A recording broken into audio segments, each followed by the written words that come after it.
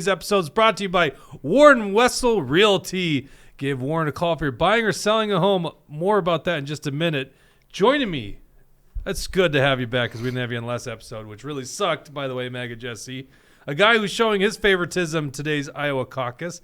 What are we going to be talking about tonight? That's right. We got the Iowa caucus. This is actually going to be the coldest caucus in Iowa's history, so it looks like, maybe that's going to tamper down some of the participation, but I think it's going to be exciting to follow these results. Obviously, we already know Trump has won without even seeing any of the results. It's just a matter of, is he going to get 50%?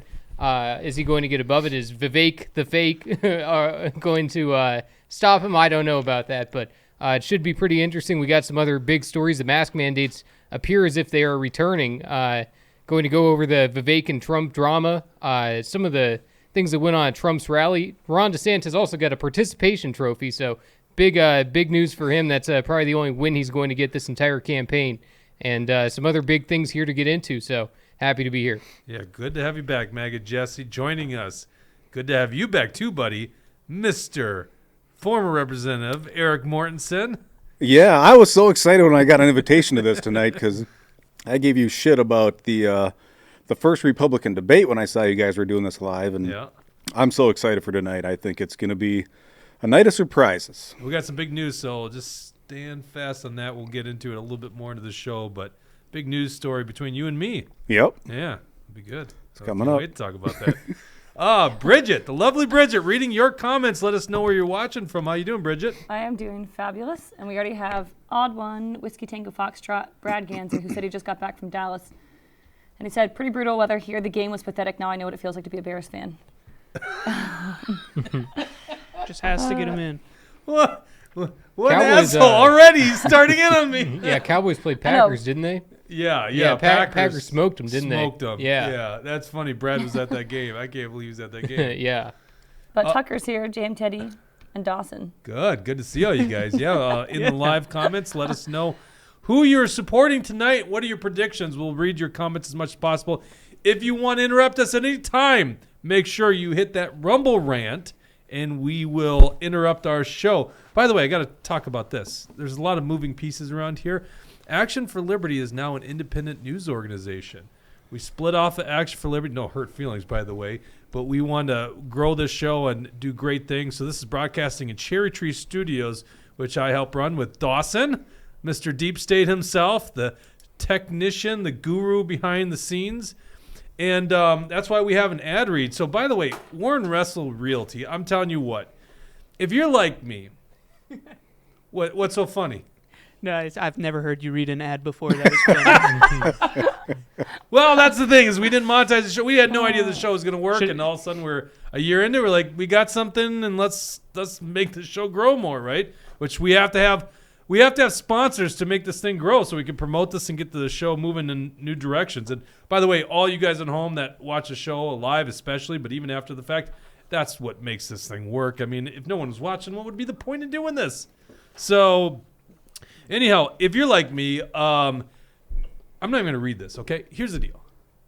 I got a realtor. His name is Warren Wessel. Now, I like Warren. I've known Warren for a long time, but it was through politics. He does sing in my church's choir. Okay, so that's good. I think he's a baritone. I don't know. I don't hear him. He doesn't. He sings very well in unison with the rest of the people in the choir, okay? That's badass. He is badass. Now, Warren, I knew from politics back in the Tea Party days, so he's aligned with you and me. And if you like me, you want to give business to people like mine. You want to go, Anheuser-Busch? I don't think so. Target? I'll go somewhere else. But if you want someone that thinks like you go with Warren Wessel. And Warren's also been in the business, I think it's like, what did he say, 36 years, something like that? I'm only 41, so he's been in business, since 1988. I was a youngster back in 1988. So Warren's been in business for a long time. Now, it really comes down to I sold a home in 2017? And we had a baby being born in the hospital. Warren, 4 days later, comes to the hospital to deliver the paperwork. He just sold my home. 4 days. And then found us our home. We love it so much. So Warren Wessel, if you're buying a home, you're selling a home, call Warren. I got a number here. You want to call Warren at 651-209-0171. And we got it in the show notes on Rumble. Thank you very much, Warren Wessel Realty. Okay. By that way, that's like an alliteration. Warren Wessel know I guess it's an R, but I almost want to. It almost like rolls together too much. You know. You did really good. We got to give him a new name. You did great. Did I do good? Okay, Yeah. first one. There we go. All right, so we've got to get into this story here. Mass mandates. By the way, we're going to give you live returns as they come in, but the caucus has just started in Iowa. And Bridget, you were asking what the heck, how these caucuses work. Yeah. You didn't know? I kind of Okay, know. I mean, I know ours, but I don't know what these are actually about. I think people need to understand that, like, some states, they don't have any kind of meetings that bring together the political parties. And then other states like Minnesota and Iowa, they actually have an official caucus. Now, the reason the Iowa caucus is it's the first time people in Iowa or anyone in the presidential race, at least on the Republican side, can get together and determine who the candidate is of their choice. So it's a big event tonight in Iowa. It's the first in the nation, and it's the first caucus, and then the first primary is technically New Hampshire. Democrat Party, way different. They used to do Iowa, but now they don't. What is the first one in the Democrats? Well, I mean, what's on the schedule is New Hampshire, but I mean, not according to the DNC, they don't because care. the DNC isn't going to count their delegates. So they're telling the Democrats in New Hampshire. So the Democrats are anti-democracy. They're telling them your votes don't matter in this Democratic primary election. It doesn't matter who you vote for. Your vote's not going to count. We're going to disqualify your votes. So, I mean, really, it's going to be South Carolina for the Democrats. Yeah, exactly. Okay, so first chance to weigh in on the presidential election, Iowa's whatever votes in terms of the convention that will happen. I think it's in August, or am I getting that mixed up with the Democrats? Which one's the August one? I think, actually, no, is it Milwaukee in July? Am I already forgetting? Yeah, the I'm not Republican sure. Party? Yeah, I would think it's sometime in that range around July that the RNC convention would be. RNC convention 2024. I am like pretty certain it's July 15th to July 18th, and that is in Milwaukee. Okay, my memory serves me correct. All right, so Iowa determines tonight who their delegates for that convention will be, and the polling right now suggests Trump's going to have a good night, and the rest is up to your imagination. Latest polls show Nikki Haley's doing okay, but that's based, and when you really dive into the numbers, I think we did this on the show the other day, Dawson. Did we do this? I cannot remember. We've done so many shows. I think we talked about it, but it's like you go into Nikki Haley's numbers, and it's a lot of Democrat and independent supporters. Oh, yeah. Yeah. We talked about that. So if it's the coldest caucus, as you say, in the history of Iowa, I mean, like, who the hell's going to go pull off that shenanigan? I'm going to go caucus for Nikki Haley. I'm a Democrat. Like, can you imagine them actually doing this? Right. That's also another big thing, too, because just the social pressure. Do we think that these Democrats are going to be going out with their, when you go to a caucus, it's your neighbors, it's people in your town, it's people in your city. Do we really think that Democrats are going to try to infiltrate the Republican caucus? It's never been successful. There's never been anything, it happens to a small degree anytime, anywhere there's a caucus or a primary. There's going to be some people who change their party registration just to be able to vote in that. And so there's going to be some of that, but probably not very much because, like you said, like the weather, but also just the social circumstances that if people know you're a Democrat and they say, why the heck is so-and-so here? Oh, they're there to support Nikki. That's going to be why they'd be there if they're going to be there at all. But I don't think there's going to be a lot of Democrats that show up to the Iowa caucus or even too many independents. And from what I'm seeing, the people who are most energized to show up to the caucus are the Trump people. And the people who are least energized are the Nikki people. So, who knows where these results are ultimately going to end up, but it's going to be very interesting. Well, there's this theory out there, and I'd love to get your thoughts on this, MAGA Jesse, that the Trump people might stay home, especially because they see the weather, because they think Trump's got it. All the polling suggests Trump has got this thing in the bag. Maybe, but like I said, they're also the most enthusiastic. They're also the people who are most excited for the caucus. At least when you look at his supporters, I saw one poll that said 50% of Trump supporters, or a little under that, but whatever it is, 50% of Trump supporters are extremely enthusiastic and excited for the caucus, while it's something like 20% for DeSantis, 9% for Nikki. So it just shows that who's more riled up, who's more excited. The Trump base, the MAGA people. What's the Napkinator comment? That's good. Napkinate says, well, there's two. Is this, it's actually not Napkinator, though. Oh. It's Napkinate. Is this a dry evening stream? Where's the alcohol? And then he goes on to say, Fox already called it for Nikki hours ago. Yeah, I love that. Just kidding. Yeah. That's great.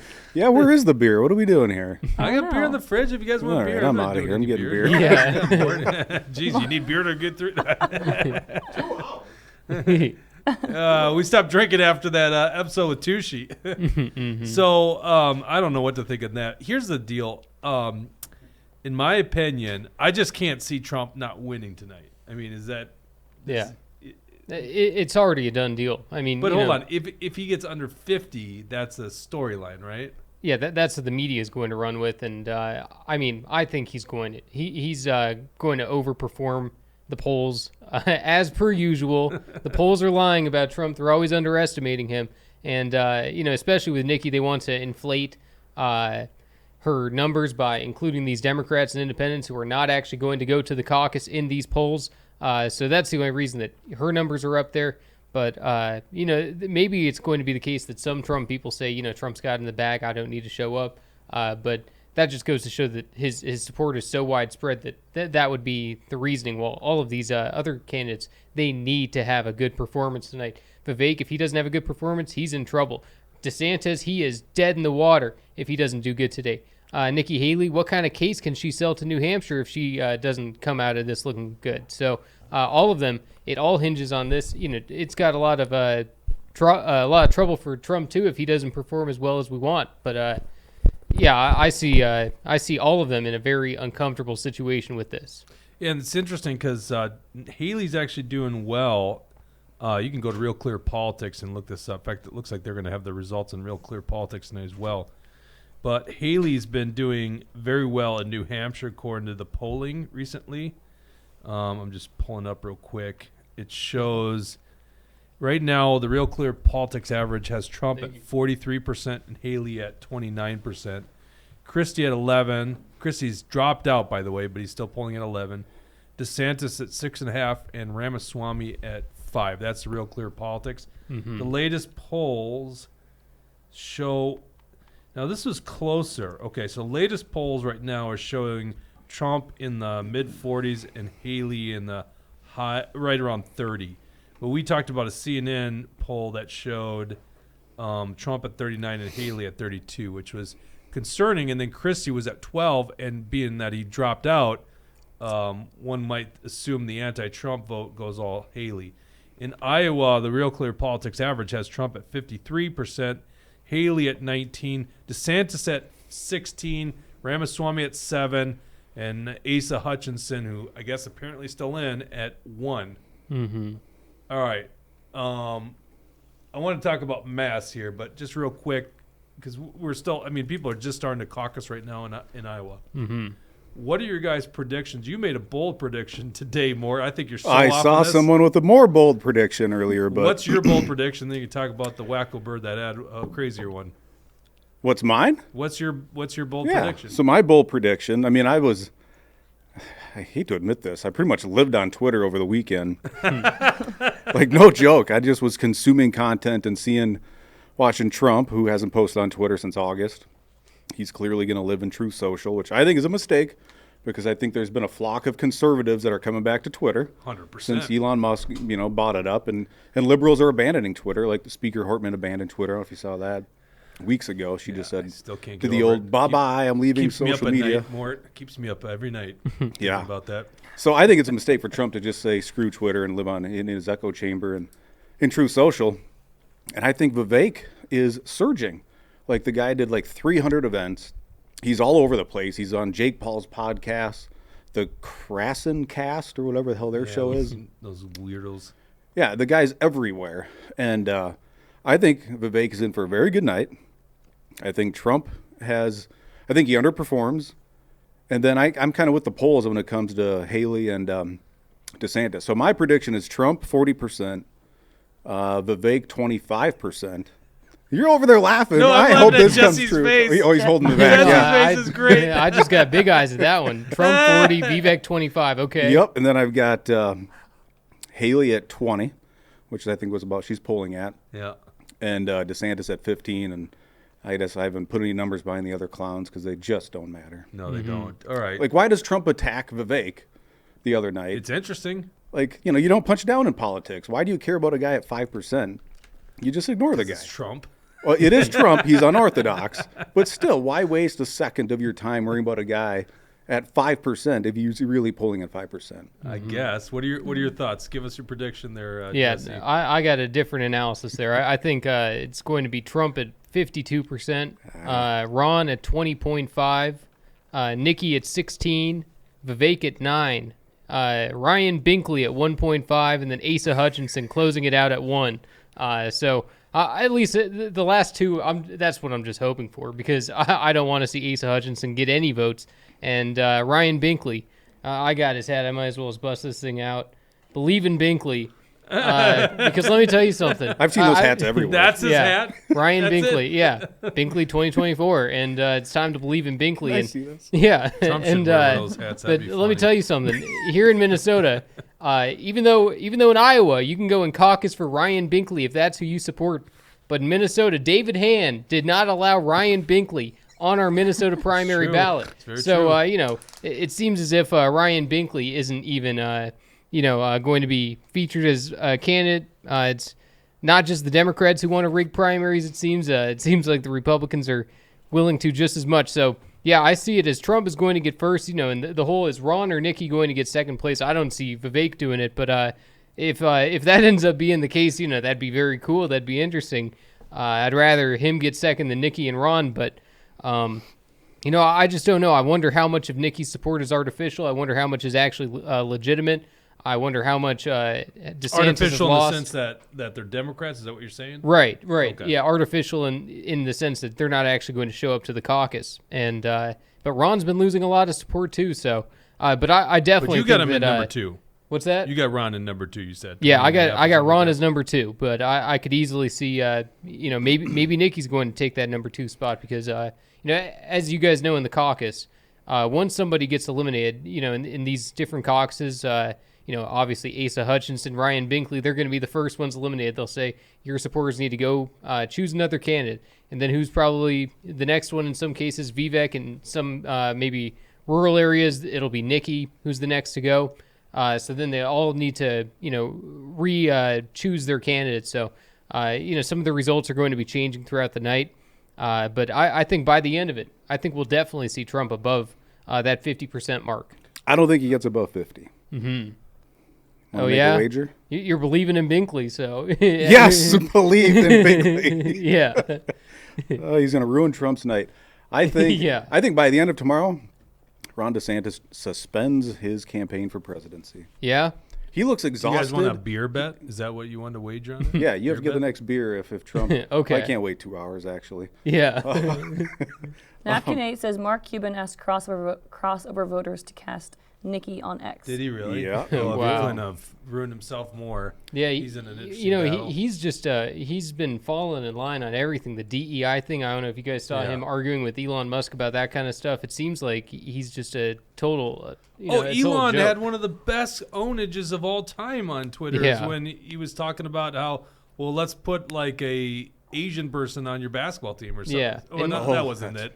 It was something like a short Asian woman. yeah, short Asian woman Yeah. on your basketball team. And that's the thing. Mark Cuban has the whitest team in the NBA. Since he has the whitest team in the NBA, it sounds like he's the one who's not even living up to his own word of the DEI religion. Well, so in NBA maybe he is. yeah, that's true. Is this Too team bad. good? I love Shark Tank. Like I Yeah. love watching that show, but Yeah, but that's not just him, right? It's like no, a it's not. bunch. There's 4 other liberals on there. Yeah. Are they all liberal? I doubt it. I thought the lady or someone endorsed Trump. Mr. Wonderful's a He's kinda conservative. middle of the road. He's in California, Canada. He is in the Conservative Party, but I mean, as long as you're not a socialist, you're probably not in the Liberal Party of Canada. Yeah, Mr. Wonderful was pretty much defending Trump the other day Yeah, on his New York clay. yeah. He said every real estate developer does that. So, Do you have a prediction for tonight? I just lean. I have no idea. Come like on, strategically, Bridget. no. I was going to say I lean towards what you say though. I think Vivek is becoming way more popular. Like even with me, I'm like I love Trump, but Vivek is pretty good. you think he's going to get second though? I think so. Really? That's Oh with my like God. zero like statistics or anything. That's just my gut Well, that's what feeling. Mort doesn't have any statistics either. I'm just I'm just like, I gobbling think up he the will. content, looking at body language, and Nikki and Ron are putting like nothing unscripted on social media, at least on Twitter. It's all scripted stuff, staged, and Trump is just, he's with his people on Truth Social. I don't think I think the conservatives flocking to Twitter are getting exposed to all these other candidates, Vivek being a big one who's all over the place. And I think he's pulling away support from Trump. Right, and the full Grassley tour, which Vivek he's done that twice, which I guess no Double candidate has Grassley. ever done that in the history of the Republican or Democratic nominations for the Iowa caucus. So he obviously is putting in the work. There's nobody working harder on the ground than Vivek. You can see it. He's doing the phone calls while he's on his car rides. He's always working. He seems like he's staying up to it, staying busy. I agree. And maybe I'm old-fashioned, but I think hard work still matters. And I hope he gets rewarded for it. Right, and the only other people who have done the full Grassley is DeSantis, and DeSantis was lying. I brought that up before because he was saying he was the first one to do the full Grassley, and it was Ryan Binkley who did it first. So DeSantis was lying, trying to make it out to be one thing in Iowa. So no surprise there. But yeah, no, I don't think Vivek's going to get second place. So I mean, it'd be I nice. think that's but- crazy. I mean, I understand what you're saying, but to me, the ground game is going to be DeSantis. So I think I could see Trump doing 54. I think he'll break 50 because if he goes below 50, that's a storyline. I think DeSantis breaks 20, so he'll be 20 plus, somewhere in there. And then I think Nikki is in the mid-range, 15-ish, somewhere in there. And it really matters if Vivek can break 10. I'd be shocked if he breaks 10, honestly. Now, we're not on the ground in Iowa, so what do we know? But to me, Vivek has got to bring new people in. I don't know if he's inspired people like the Ron Paul movement did in 2012. I was virtually on the ground in Iowa on X all weekend. yeah, That's And I'm true. telling you, that's what everybody's comparing and him he to. just is Ron got Paul. the Steve King endorsement. Yep, you got Steve King, Vivek Jeff did? Shipley. Does that matter much? He kind of resigned in disgrace, didn't he? I know, but the hardcore paleo conservatives, they love him, and so he still has a lot of sway. I mean, he's burned a lot of bridges in the Doesn't Republican seem Party. like the Steve King people would go Vivek. Maybe they would though. It seems like they're either Trump or Vivek. I don't know where else those types would vote. Maybe types? Ron. What do you mean by that? Yeah, I mean paleo conservatives. I don't have anything wrong with paleo conservative. I consider myself one. Candace Owens was campaigning with Vivek over the weekend. Yeah. Well, I mean, listen, if Vivek does very well, I think a lot of people around here would be very happy about it. Keeps things interesting. Yeah, I'd love to see Trump the Vivek. only problem, like we've said it before, it's just we can't tell if he's genuine until someone's in there. That's the and problem. Usually in my gut tells me if I can't tell if someone's genuine, I think that they're not. But that's the thing. I go back and forth with Vivek. Sometimes I think this guy's for real, but sometimes I think because he's changed his mind on some things. January 6th, he was saying one thing in his book, now he's saying something else. But I hope that he's had a genuine move to this idea, to his thinking, and that it's all legitimate. But for some reason, there's just something there I don't trust. I don't know what it is, but I can't put my finger on it. But I don't know. You Let's go to just don't know what Cindy to Lou. Yeah, I was going expect. to say, Cindy Lou says, my daughter is caucusing in Iowa. She's a newbie. Tell her to feed us some Who's she info. That'd be supporting? great. Get some. Yeah, who's she info from supporting? that. Yeah. Yeah, who is she supporting, Cindy Lou? I'd be interested. Well, apparently, What does the Wings highest say? percentage of Wings, is that first time. Tushy? Who else would It's spell got to be wings like Tushy, that? yeah. He says, sure, Bridget can read comments without slurring, but can she chug beers two at a time? Let's find I out. cannot, and I'm not. Yeah. I'm not interested. All Yeah. right, let's Dawson, you really quickly pull up line 12. It's the True Social. Donald Trump going after Vivek. Trump attack on Vivek. For those people that didn't see this, a vote for Vivek is a wasted vote. I like Vivek, but he played it too. I can't do it, Trump. Actually, this is his new attack? Yeah, and then the Okay, first the attack original is is down beneath there. it. He played too cute with us. Caucus tonight. Vote for Donald Trump. Build up the numbers. In November, we must take our. Okay, so down below, he said Vivek started his campaign as a great supporter, the best president in generations. This is him talking about himself. Unfortunately, all he does is disguise his support in the form of deceitful campaign tricks. Okay, so Trump goes after Vivek. Then Vivek has a response to this. Will you pull up line 11 there, Dawson, for me? And Vivek responds to Trump. Yes, I saw President Trump's True Social post. It's an unfortunate move by his campaign advisors. I don't think friendly fire is helpful. Donald Trump was the greatest president of the 21st century, and I'm not going to criticize him in the response to this late attack. And then he just goes on to kiss Trump's butt. So there you go. Good move by Vivek. What do we got in the video? Yeah, no, there? Dawson, it's the Twitter link. Oh yeah. Don't worry Napkin about it. 8, $10. Gray hats more. First a Hawkeyes hat, now a. See, I don't know how to say that. that's Yeah, why I asked you. Sanders That hat. hat was not a Hawkeyes hat. It wasn't. Yeah, show him that hat. That is not a Hawkeyes hat. Just so the One that he record, had on let the previously? record show. What? Your first hat? That is not a Hawkeyes hat. Not a Hawkeyes hat. I'm a Cyclones guy. I wouldn't let a Hawkeyes hat come on this show. Do you remember that? Did you know about when Michelle Bachmann went to the Iowa football game, the Iowa Hawkeyes for Cyclones game, and she had a jersey that was like split in two, Hawkeyes and Cyclones? God. Oh, man. Oh, Trying to have it pandering both politicians. ways. Is that what she was doing? She was trying to have it both ways? Yes. It was the two people playing each Yes. other, right? Yes, and Oh, by the okay. way, you don't Yeah, like that's- either team, so just don't weigh in, right? Yeah, right. Has anyone been swayed by a politician because of who they like in football? I'm wondering. Razzle Dazzles is here. I don't know. He's carving the rest of the turkey. What turkey? I don't don't get know. it. You having turkey night? Dinner at his house. Well, I guess Herschel Walker. Herschel Walker is an example by if you liked him in football, maybe you voted for him. You know, but that's the only politician I can think of that, you know, I bet I a meant like football that team would football matter. team. Like, Right. Yeah. Okay. All right. Let's talk about the big news story here. So, and then we got to talk about some mask mandates. We're still probably at least an hour from getting some results coming in. So we want to give you some background. We'll continue talking and do more predictions of tonight. But so Truth Hurts. We're trying to build this organization, trying to build the show, get it out to new audiences. We're done with that Twitter or that tweet. We don't need that. Or is it X post? Is that what they call it now? Just Or call it a tweets? tweet. No, it's just Twitter. Nah. Yeah. Anyhow, big announcement. If you're on the Action for Liberty email, we have a new president in Action for Liberty, Mr. Erik Mortensen, former representative. Congratulations. Thanks. I just Should found be out. fun. What the hell? Did you take Should my be a lot job? of What, fun. they canned me now? I didn't even know. What's going on around here? We're not going anywhere, right? I don't know. Maybe I'm finally gone. You guys booted me, you know. No, I talked to the board, so I got a couple business projects I'm working on.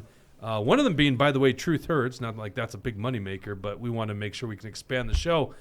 So I asked them, hey, we got to find a good replacement, you know, for this bad president.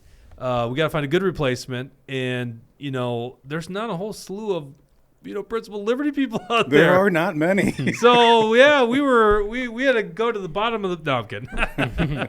No, anyhow, yeah, you expressed interest. And when you said that, I was like, yes. So we brought you on the leadership team in December, and he's doing a good job already. And today he's the president of Action for Liberty. So welcome on board. Thank you. I'm super excited. We've got that caucus video that went out in your email, right? That went out in the email, yeah. Yeah, hopefully people see that and share that thing, because I mean this is gonna be a big deal if you want to kind of empower yourself and amplify your political voice. The best way to do it in these coming months is going to caucus, just like Iowa caucus is tonight. Minnesota's is February 27th. Yeah. Napkin 8 says, great move, congrats, fellas. And Jam Teddy says, congrats to Eric. Yep. And Razzadazzle says, Jake, stay sharp. Oh, well, it's assuming I'm already sharp. So that's a compliment. Yeah, that's true. I assumed he was going to say, start being sharp.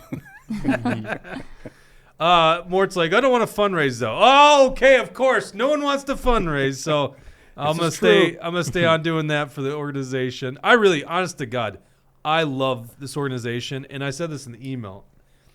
You know, I got jaded on politics a little over 10 years ago. Ron Paul brought me back in, okay? And this was for a lot of reasons.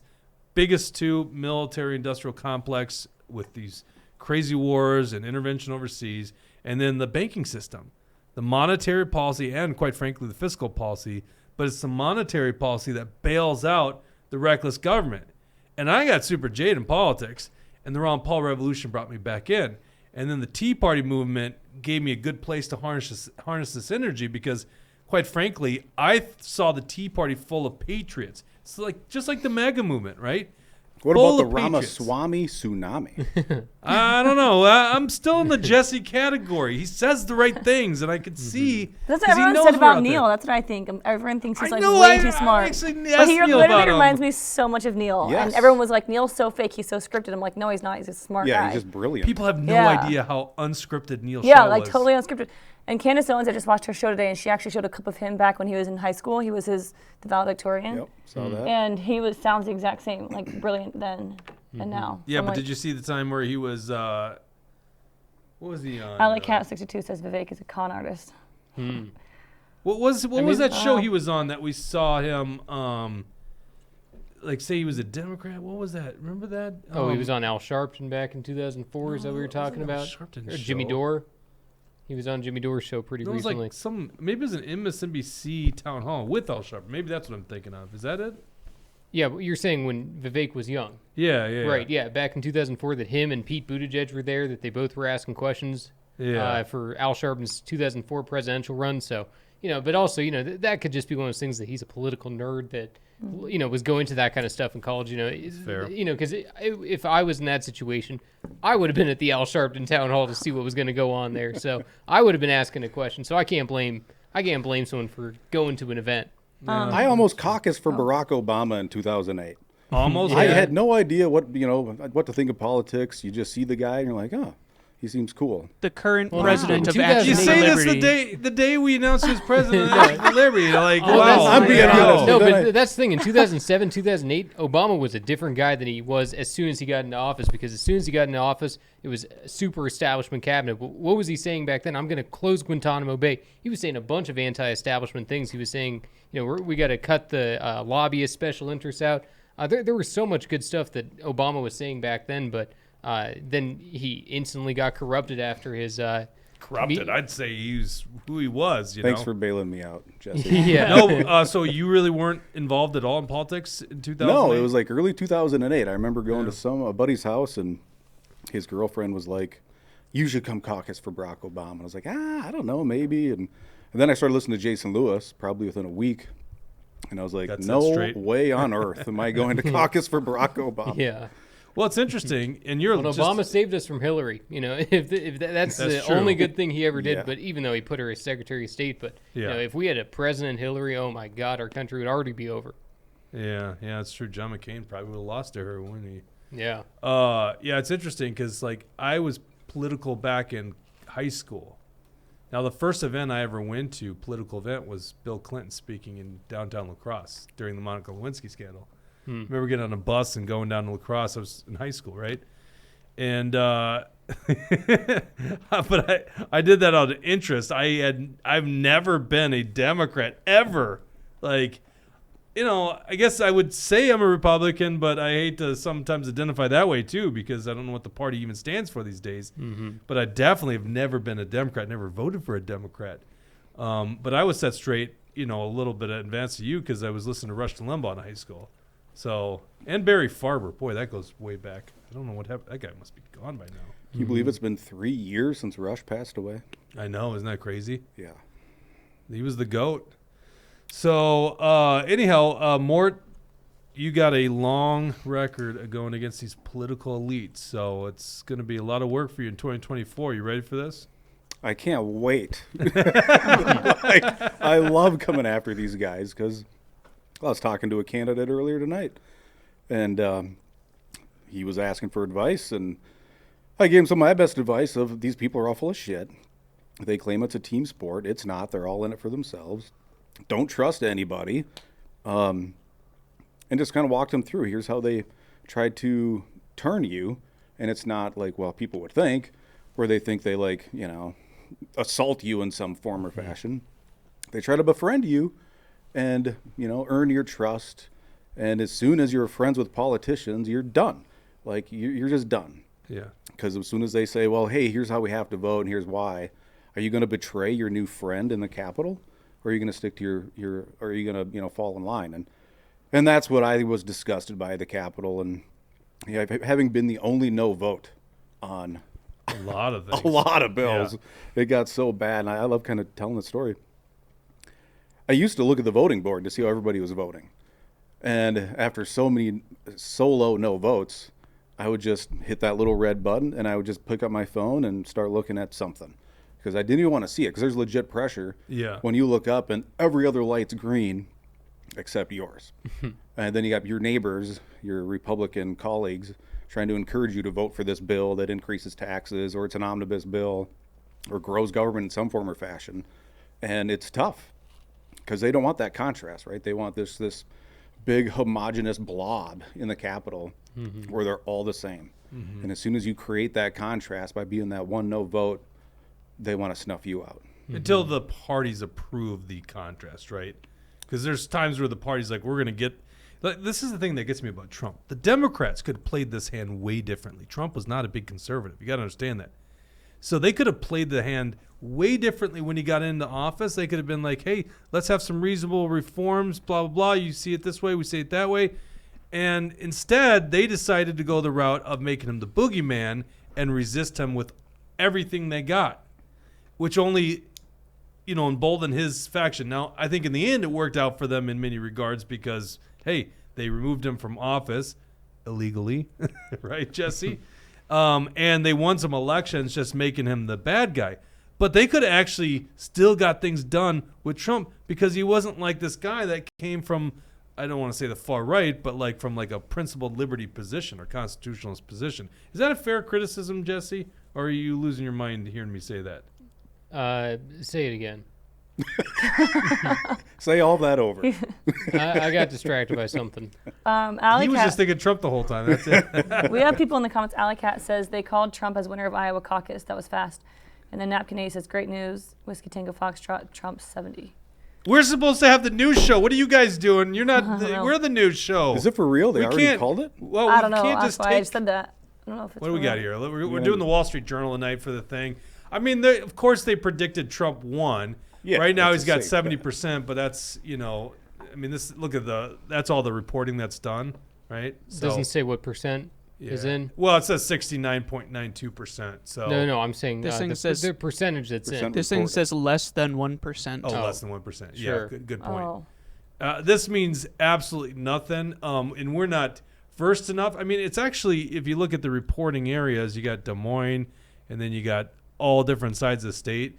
Looks like Ron DeSanctimonious did take the one of the eastern counties so far, but once again, 1%. This means nothing at this point. I doubt Trump will get 70%. Don't even look into this and say, oh, Ron DeSantis is, at 15%. I don't think you can look into this. That's just how elections go. However, it would be a different story if Trump was not winning right now. We would probably be like, wait, what's going on? So anyhow, they only call it because, quite frankly, I think everyone in this universe, but no one here predicted Trump's not going to win tonight, right? Yeah. You just predict he's under 50. Jess and I say he's above 50. So we'll keep an eye on this as it comes in. But, yeah, I don't think we're getting results until at least 8 o'clock that will tell a story. Of course they're going to predict Trump wins. Everyone wants to be the first. Yeah. Oh, this is, breaking story on Wall Street Journal. Donald Trump easily won the Iowa caucuses. But see, that's once again just using some exit polling data and stuff like that. Once again, we don't have the solid numbers. So just FYI. Let's talk about mask mandates here in Minnesota, because if we start getting results rolling in, I don't want to miss this story. Pull up actionforliberty.com. This is a story we wrote over the weekend. Fauci actually admitted social distancing wasn't based on science. If you scroll down here, this is a crazy story, by the way. So he had some private testimony. Is that the term they use? Private testimony or testimony behind the closed door? Yeah, closed door testimony with Congress.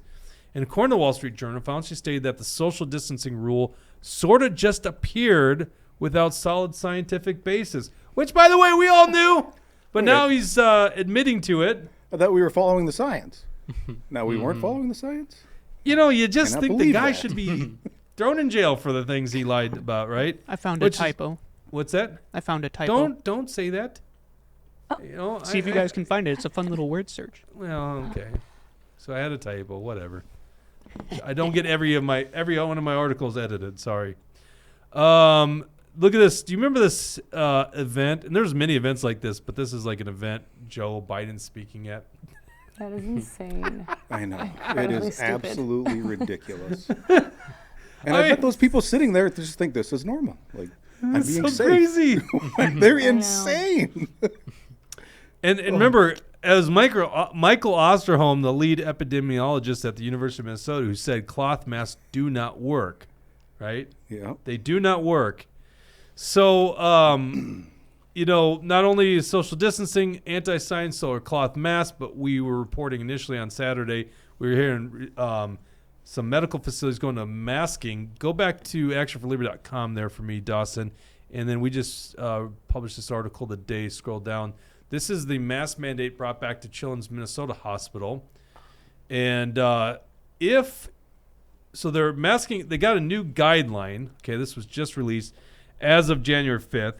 And it's going to take effect tomorrow, which is January 16th. It says masks are strongly recommended when inside a Children's Minnesota facility for parents, legal guardians, visitors, employees, volunteers, students, staff, and contractors. By the way, I don't believe for a second it's not going to be mandated for staff. Patients older than 2 years old, masking is strongly recommended when outside the patient's room.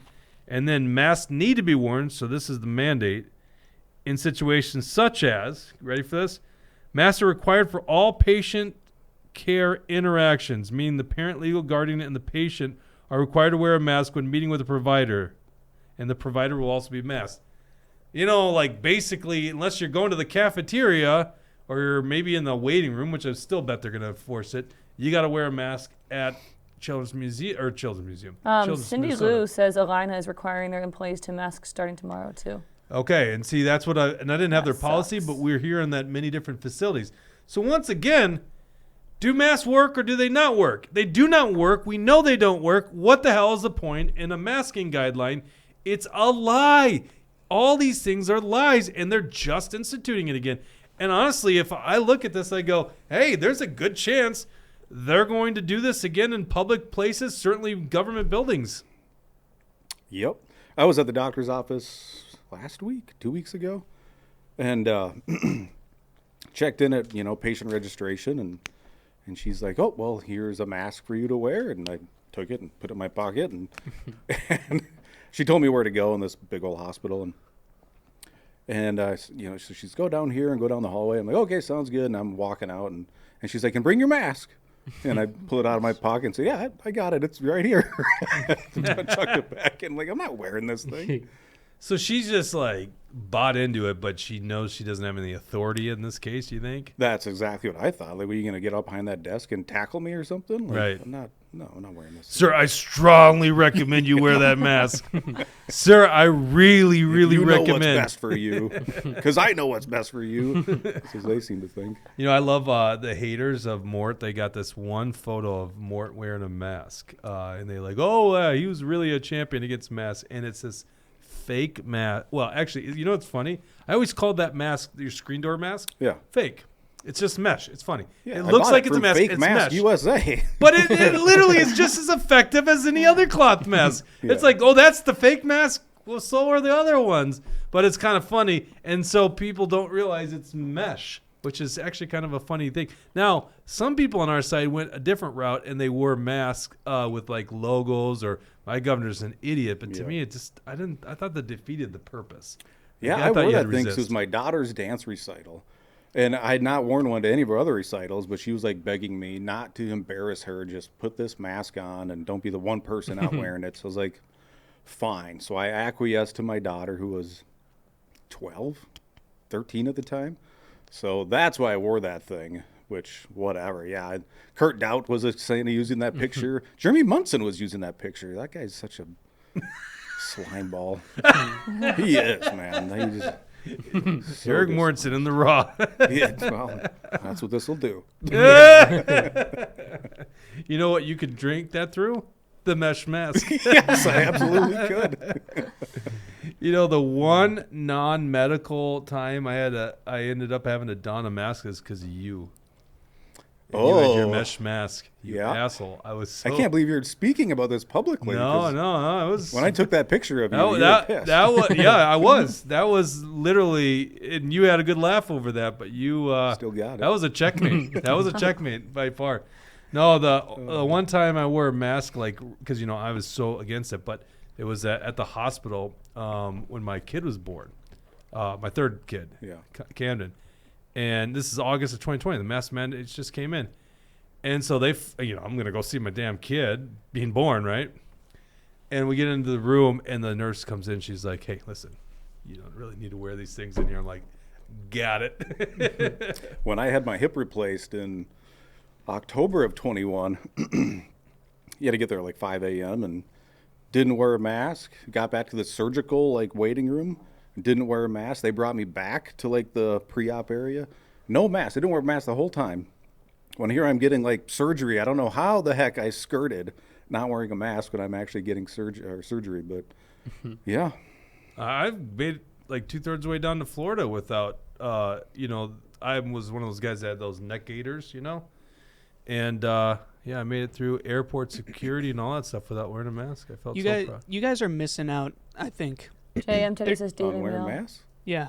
I think there's one good use to wear a mask, and it's when you're antisocial like me, and you would literally just prefer to have your face covered up that says, don't talk to me. Well, I'm an it's extrovert, so, and I like to smile a lot, which I is one of the hate it. reasons I thought people didn't really mind when I'd go to places all the time not wearing a mask. I was always that guy, that one dude in the store that wasn't wearing a mask, right? And I just felt like it was because they're like, hey, that guy's smiling, and they like it. Assumed, maybe not, but that's at least what I thought in my head. Still only 1% expected. Yeah, I think it's voters. abnormal Okay. to cover half your face, even if you're shy and antisocial. I mean, just stay at your house if that's what you got to do then, because the rest of us are trying to live normal lives. Well, and that's the thing is, I think if this stuff comes back, and they really do get you in the medical facilities, that's a checkmate in my opinion. Yep. But the nice thing is, stores, you don't have to do it. Even public, well, I guess if you go to court, they kind of get you on that. But a lot of places where you don't actually have to be, I say stand up and resist. I remember when we were teaching caucuses. So go see Mort's video on YouTube, directed and produced by Dawson and Jake Studios. Yeah. Cherry Tree Studios. I guess we have a name for their studio. don't we? Yeah, Cherry Tree Studios. Dawson Sorry, and that Jake sounded dumb. Dawson and Jake Studio. Dale's gonna be like, "What the hell?" Yeah, I thought you were the guy selling the thing, and that's what you call it? Oh my God! Yeah. What if I? All right. I'm fired.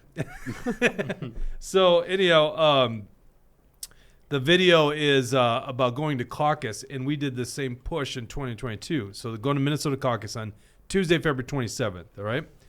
And this is the best way for you to get your political power in the state. Literally, all the politicians, they care what goes on in that caucus. And so you can go to this caucus. And in 2022, we were teaching a ton of people, training them here at the headquarters and other places. And people were asking, what happens if we go to these conventions, there's a mask mandate?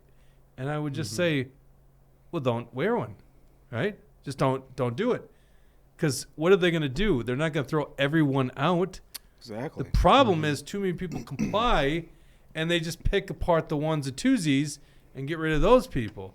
But if we all don't comply, and now, by the way, take what I'm saying and let's do this with income taxes, okay? Join with me. You guys go first, by the way. That's the problem. I would love for that mass revolt against taxes, but damn it. People aren't going to be with us. But on the mask, that one's a very low barrier. Because what are they going to do? Throw you out of a freaking place? No one ever got prosecuted that I'm aware of for not complying with mask mandates. What's so funny, Dawson? I'm thinking of a meme that I saw that was two guys fighting against each other, and one guy's like, tax evasion is breaking the law, and the other guy was like, it's an obligation. And sorry. Okay. You asked. You did ask. That is fair. I was so it's my fault? You know that I don't bring the content here. Yeah, that's why our show was so bad last episode. I didn't have anyone here. Just I can't do it. Mort couldn't do it. Bridget does Tuesdays That's only. not a compliment to yourself, though, Jake. It was not a compliment to so myself. I'm that bad. I We're working on it. let's just be honest. I host the show. I bring the talent over here. Let's go to the comment section. That's the Oh, real gosh, talent. The okay. comment section. Let's see. Tucker says I made fun of my family for wearing masks. Odd One says I wouldn't wear it either. Brad Gander says a lot of family and peer pressure to wear a mask, and he also said it's always entertaining going to Target as an unmasked family of 7. Oh, that's great. Yeah, I never thought of that. If you could just go as a family, that's good. Hey, Brad was nice to you. He also said the last show was good.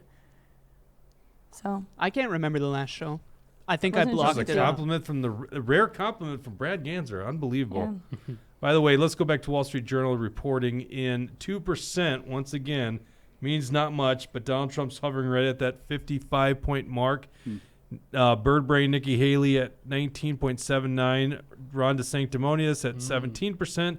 Vivek under 8%. Now that's falling very much. And both those polling. it's all Trump counties except for 2 DeSantis. Is that what I'm seeing? Yeah. Looks like it. Oh, no, Nikki Haley. They're dark orange. Oh, are they? Yeah. Wow. I don't know why they would use a similar color between Yeah. those two. So they could do green. Oh, they just popped up another county. Does it go that slow? Yeah, I mean, you gotta get. I mean, first of A all, lot of them will come in at once, though. Oh, You okay. know. It picks up speed. you're gonna see it. I mean, this is really early. I'm quite shocked that it's going this quickly. We were talking before the show. The Democrats bundled up. Actually, one year they didn't have the results. Oh wait, that was the last go round. They didn't have Yeah. the results of the Iowa caucus. Oh, I forgot all about this. This was the hit job on Bernie Sanders. Don't you remember this? In Yeah, 2020, it was the Buttigieg yes. donor who was creating this app, and then all of a sudden Pete Buttigieg declares victory of Iowa, but the votes haven't been counted yet. So Yes. Yeah, I remember all so about it. Pete Buttigieg got the boost out of the 2020 Iowa caucuses. Biden, who was just underwhelming everybody until Super Tuesday, and they all coalesced behind him, was like, they were in damage control at that point. And poor Bernie Sanders won the Iowa caucus, but he didn't get the credit until 3 days later when no one cared, and Pete Buttigieg got all the credit. Yeah. I mean, it was a big hit job And on even Bernie then- Sanders. Even then, the media didn't really give Bernie credit. They No, were of still, course they not. were still saying, I guess the majority of delegates are still going to Pete. So they didn't want to give that one over to him. And I think Bernie did win New Hampshire following that one.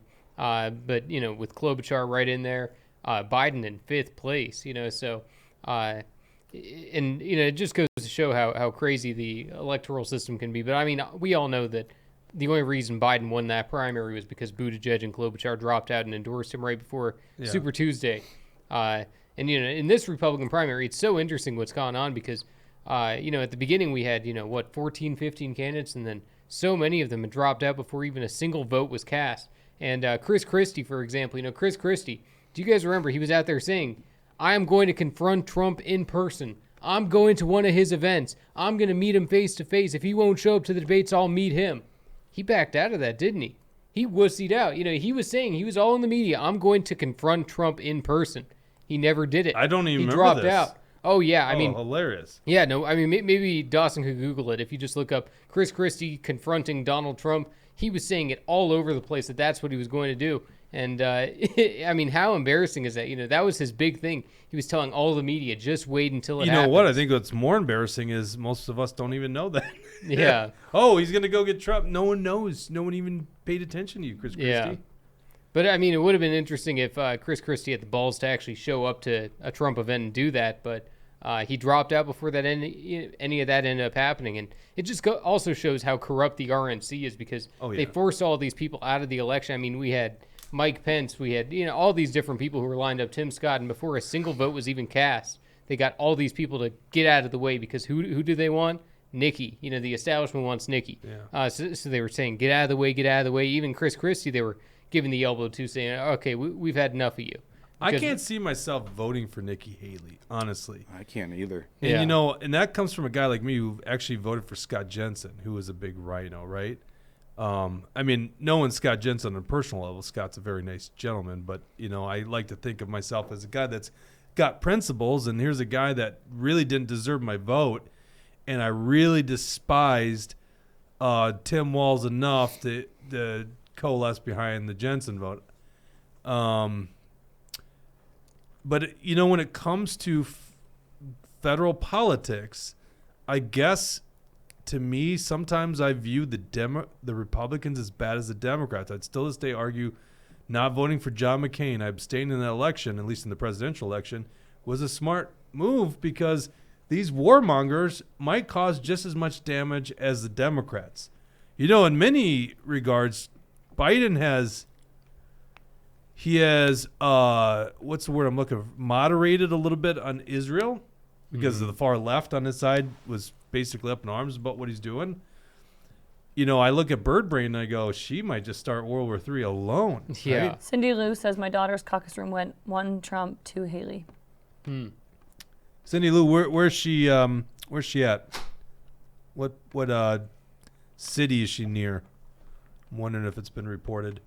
We're still only looking at 2% coming in, but once again, you know, caucuses start at 7 o'clock, so that's not unusual. Trump is, I mean, it's basically following the polling numbers.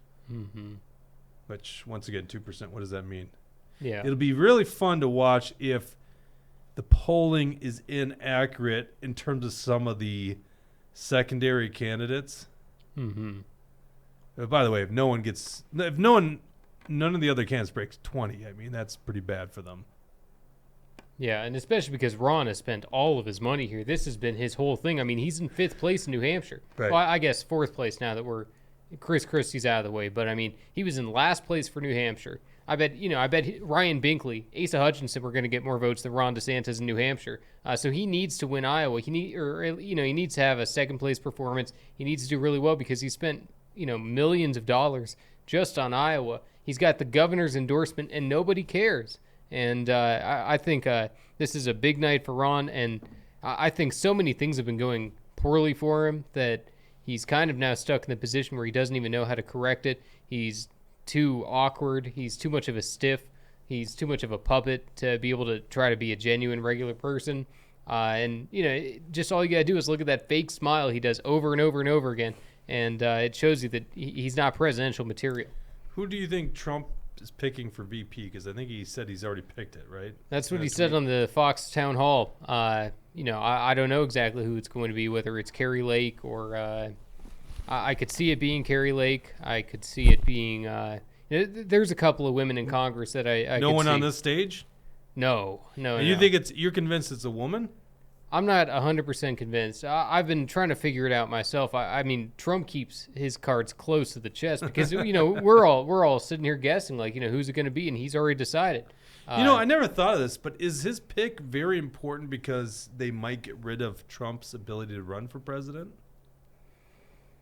Yeah, I mean that could be very important too, and I don't know who it's going to be though. I mean, I would like to see it be RFK Jr. I think that's the best case scenario for the country. I think you think RFK Jr. would do it? I think he'd consider it. It'd be a tough sell, but I mean, if I was Trump, that would be my first call. I'd say, let's get this independent. That's a out of the real way bold move. and bring him bold in. strategy, Cotton. Yeah, no, that's what I would do. I actually like that idea a lot. Because my problem with Bobby Kennedy is that I'm not so certain that I believe and trust that he's good on all the issues. He's obviously really good on COVID tyranny, right? Yeah. Which is why a lot of us even give him time of day. And I think he'd be good at finally releasing the JFK files.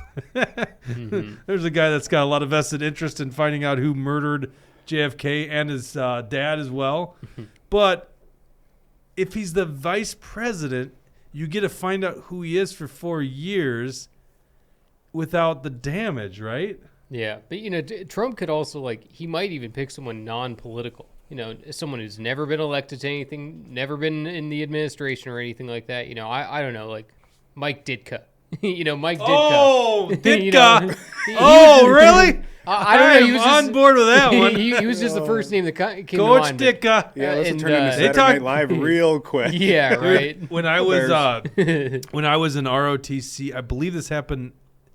Was it summer camp ROTC? It was at some. I remember I was at some thing in the summer for the military, and it was like college era.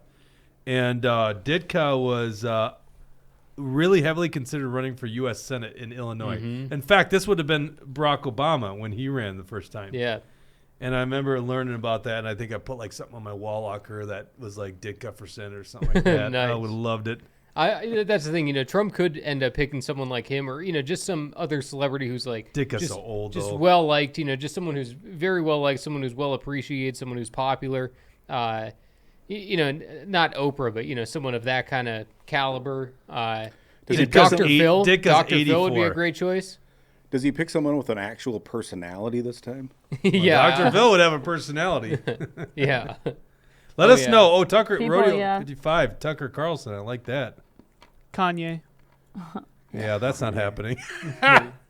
Yeah, Alley Cat, I agree with her. That's why I'm skeptical of RFK. Oh, Napkin 8. 'Cause he wants Don to Jr. shine. Imagine Mike, if he picked Don Jr. Yeah, Don Jr. Oh, yeah, you'd and Mark Robinson or Robertson, whoever it is. I see Alley Cat 62 saying that. Yeah, the lieutenant governor from North Carolina. He's that black guy. You guys might remember he was the one who went in front of that school board years ago and was just putting them in their place. And then the people rose up and they said, that's our guy. Just this random citizen. So they made him the lieutenant governor. He's going to become the governor of North Carolina pretty soon here too. So he'd be an awesome choice for VP. I don't know if he'd be interested in. North Carolina is becoming more of a swing state. So I know, it's Robinson crazy. would be, and especially a black voice who that could be could be a great choice. That's awesome. Man, God, I can't stop thinking about Mike Ditka.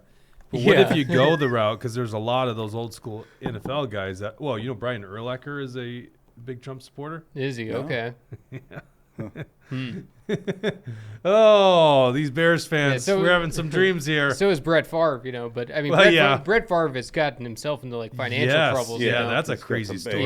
Yeah, he's not the number one choice. What's the new- Don is King? He's Don not football, King? but I don't know. the boxing promoter. Yeah, I don't know yeah. about I that mean, one. he's also got some skeletons in his closet Yeah. too. But he'd be a fun VP. Right. Have we talked about the award that Ron DeSantis won the other No. Not yet, no. Yeah, well, you guys were telling me about this. Tell me more. Yeah, I mean, we got the video on here. I Yeah, think it's play this line 13 there, Dawson. DeSantis got his own participation trophy. I mean, you- what a beautiful thing for him to receive in Iowa, and just the confidence that this guy has presenting it. I mean, I think we should just watch it and Oh, well, react so to it. set up the stage here. What's going on? This guy is like going into an event. That's the thing. This guy's going to set the stage for himself. Oh, okay. Yeah, so there's I- some event going We on. don't need and context here. I Not don't really. think so. Have you seen this, Bridget? Oh, this is great. All right. Let's see this. Oh, is that Chip Roy? Yeah. Turn the volume up on our thing.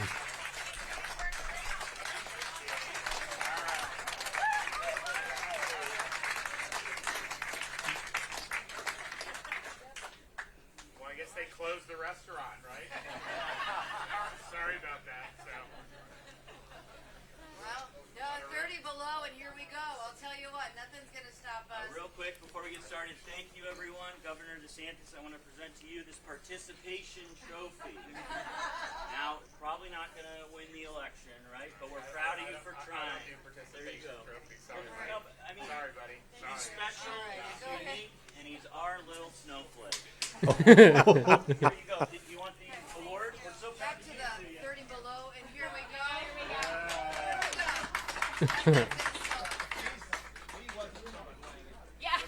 Good. He was not from Atlanta. Well, it's better than the other guys who were coming about the oil stuff. They're charging the stage and complaining about fossil fuels in the middle of a blizzard. So Yeah. Is that it? Yep, that's That's it a right bold there. move by that guy, but Yeah, that takes some guts. Yeah. I don't know. Yeah, I mean, Not the it's- greatest thing I've ever seen. Well, no, it's not the greatest thing, but it takes some guts. Yeah. And DeSantis just looks so thin-skinned. Mm-hmm. You can't just have any fun with it. He gets Well, what do you do with that so one? insulted. Yeah, but the guy's insulting him. What do you do with that one? I think you can have some fun with that. How do thing. you have fun with it? Oh, Tell- Jesse had a great idea. You flip Yeah. it back around on him, and Yeah. No, you say I don't need to participate. DeSantis did that a tiny bit, but you make it a whole thing. You don't have other people kicking him out. You sit there and you put the pressure on him, and you say I don't need your participation trophy award. I'm planning on winning this thing. And there's a lot of ways he could have handled it. Like you're saying, make a joke with this guy. Oh, totally. That didn't sound like a joke. The way you almost made it sound like he needs to get passionate. I mean, a little bit, but yeah, I don't know. I just What would think Trump there's- do? Well, go home to mommy. That's what he says. That's what Trump does. Because there were some protesters. Sit who just down, said that to loser. him. Sit down. Yeah, that's Sit exactly down, what he told loser. the Yeah, protesters. exactly. It's his go-to line. Have Go you home guys to seen mommy. Shane Gillis's bit about Trump would be the funniest president to get shot? I've seen that. Have you seen this? No. Pull it up. Shane Gillis, great comic. He's got one of the best Trump impressions out there. I think I've seen this guy do some stand-up. Yeah. What do you type in? Well, you know what? They Funniest probably don't president. censor Trump getting shot. That's probably not censored on YouTube. Mm-hmm. This is the funniest crap ever. Let's see here. Well, no, go back down. Shane Gillis does a spot on Trump impression. No. Oh, wait. What was that first one? No, not that one. Oh, there you go. Assassination joke. There you go. Yep, perfect. Watch this. This is great. But back to what I was saying about what I said was true. If you had to rank them from least funny to funniest, assassination, easy number one. For real, he'd be talking shit like when it happened. He'd be doing like a rally. He'd be like, my opponent's gay. I walked in, I saw him. I said, wow, this guy's gay. The shooter would be coming out and be like, sit down. You're gay. Get hit. He'd definitely make a funny noise into the, like he'd get hit, be like, ah. And then fall. He'd fall funny.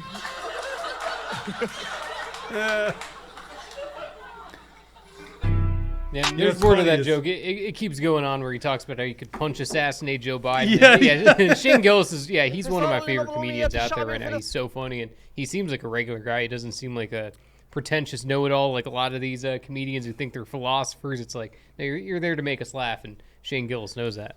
Have you noticed that stand-up comedians are like making fun of Joe Biden? Like I see more of it than ever. Yes. Mm-hmm. Have you seen the Joe Biden Roomba bit? Yes. Oh my gosh. Wasn't that that a Shane Gillis bit? I don't remember. I think that's another Shane Gillis. Yeah. Oh, hilarious. Type in Joe Biden Roomba. What's so funny? I'm You just need laughing at audio you guys over just there going down because this this rant. is.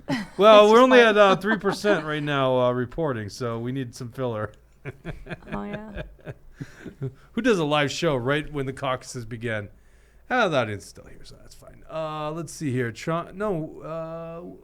swear to God, it was Shane. What did we type in? Joe Biden Roomba. I am shocked that didn't come up.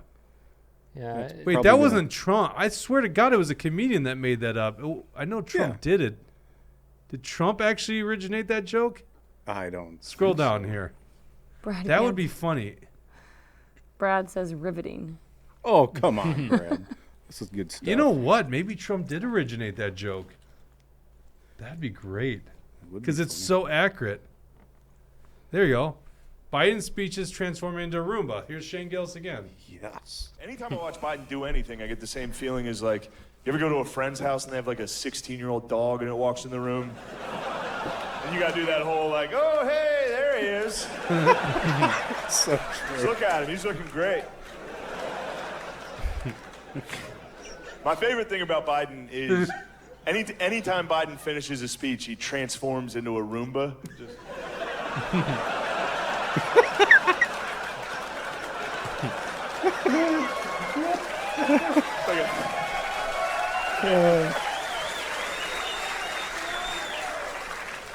I miss it. I miss the Trump speeches. Trump gave what I think was probably one of the greatest speeches of world leaders given. You know, it's got to be up there with like Churchill, Gettysburg Address. Oh, this is a good one. Oh, it was my favorite speech I've ever seen a president give. It was the night the United States so killed good. the leader of ISIS. Trump comes out of the Situation Room at like midnight in the White House, and he walks down that fucking tunnel like and gives a press conference like he's giving a post-game NBA just killed a guy press conference. He walks up in front of the entire world at midnight and just goes, Abu Bakr al-Baghdadi is dead. He died like a dog.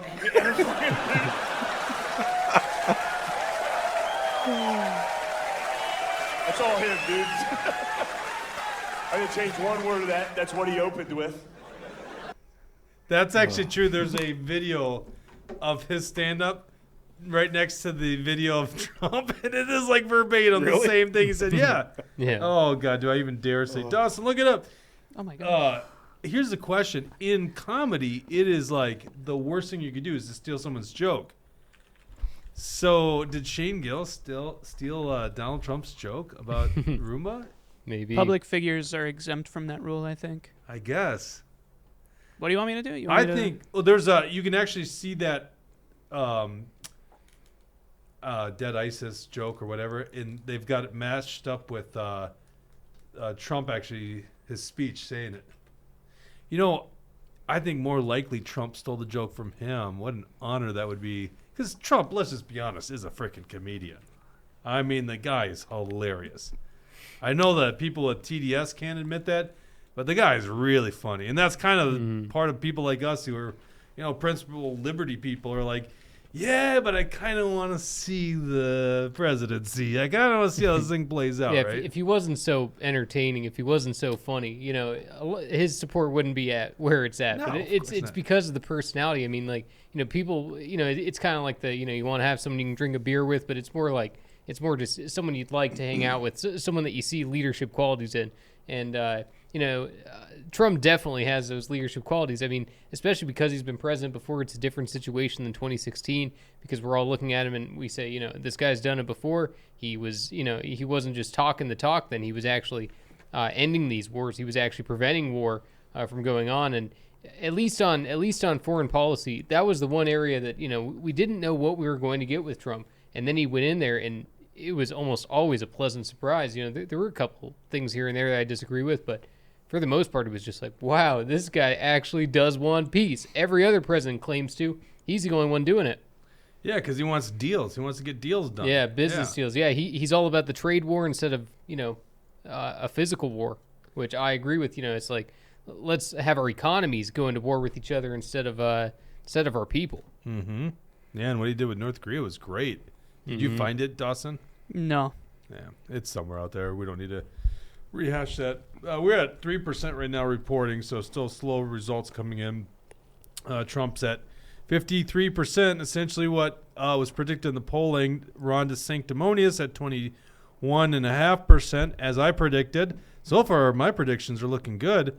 Nikki Haley Birdbrain at 17.5%, and Vivek at 7%. Once again, if Vivek has got certain strong areas, Mort and You Bridget, just wait. He's going to be surging. Just surging. It's only Sound- 3%, Any like you said. you sound like Q people. Just wait. Just I didn't wait. say that. You'll see, and it'll all be glorious. Let's go back to the comment section. Odd one again says Epic Times posted that Trump wins Iowa caucus. 7:31.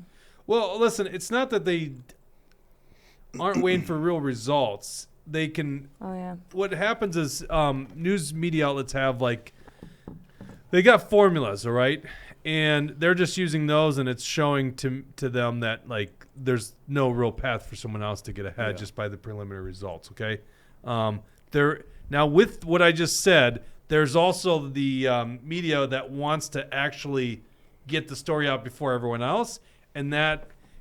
Generally they don't have a problem, but they definitely had a problem in 2000 or year 2000 by calling Florida too early. They called it for wait, what the hell did they do?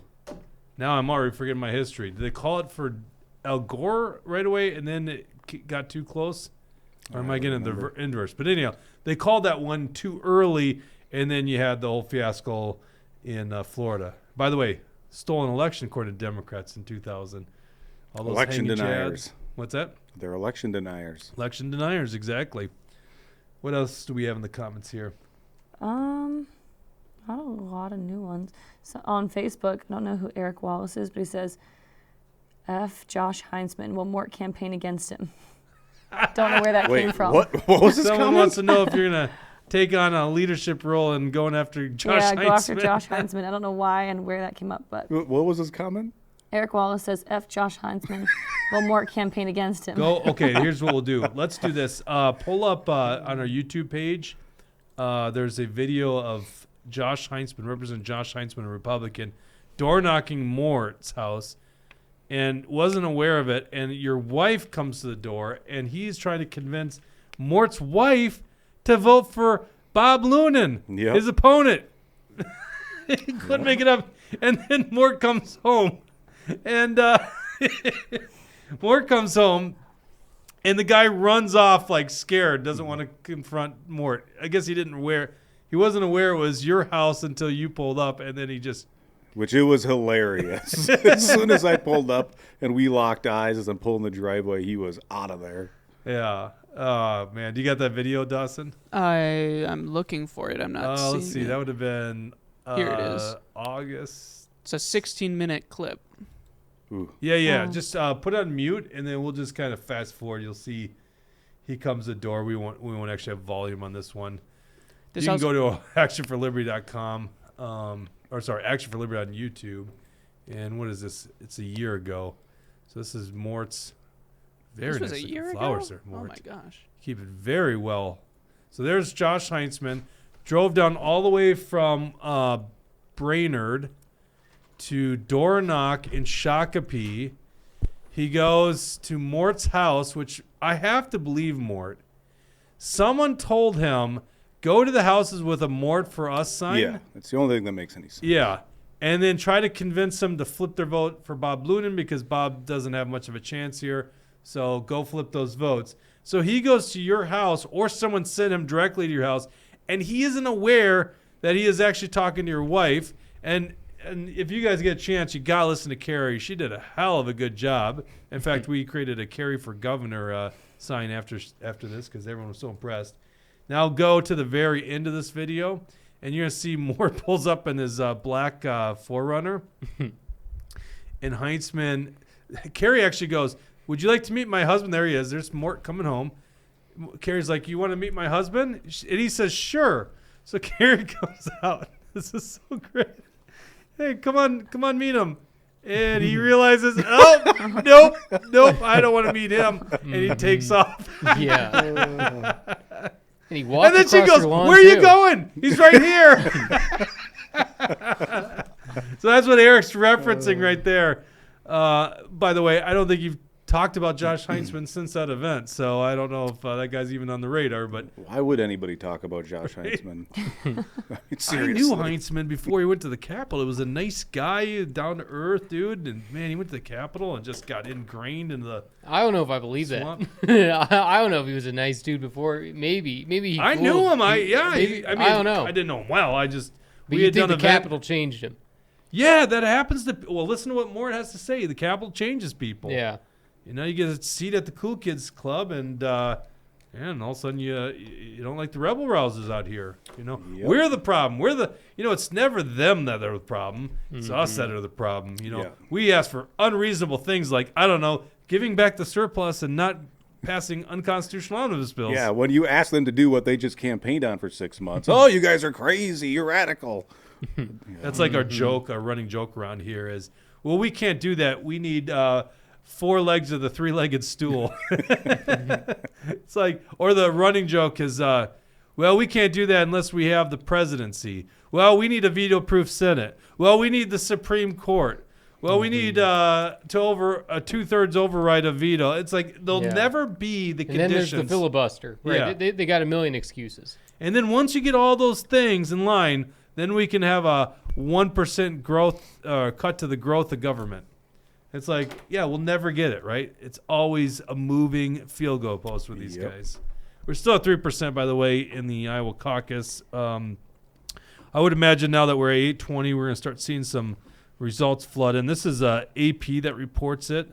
So I'm just going to quickly do a Des Moines Register. By the way, the Des Moines Register is such a liberal rag. Yeah. I mean, I almost don't even want to give them any credit. Napkin 8 says Trump went to where Nikki was caucusing and called her Hillary Clinton. What? Trump went to where Nikki Haley was caucusing. Called her Hillary. I don't know. Oh, that's great. That we have to look up. Go to Des Moines Register. Let's just open up a Google or whatever. Let's do this live on air. I want everyone to see Des Moines Register, how they announced this. So we're going to Des Moines Register. Click on the main page, and here's the headline. Trump ignores Iowa tradition and easy caucus win. Second still up for grabs. You just can't even give the guy. It's like you always got to beat him up. Every single headline. I know you know what they're talking about. Ignores Iowa tradition. What is the Iowa tradition here? By the way, there's a picture of Trump with his box of Casey's pizzas. Yeah. Today I was like, yeah, he knows. where he went to the fire station. Yeah. Is that what he did? Yeah, he went to the fire station and gave all these firefighters, a bunch of boxes of pizza and just thanked them for everything they do, all that kind of good stuff. That's cool.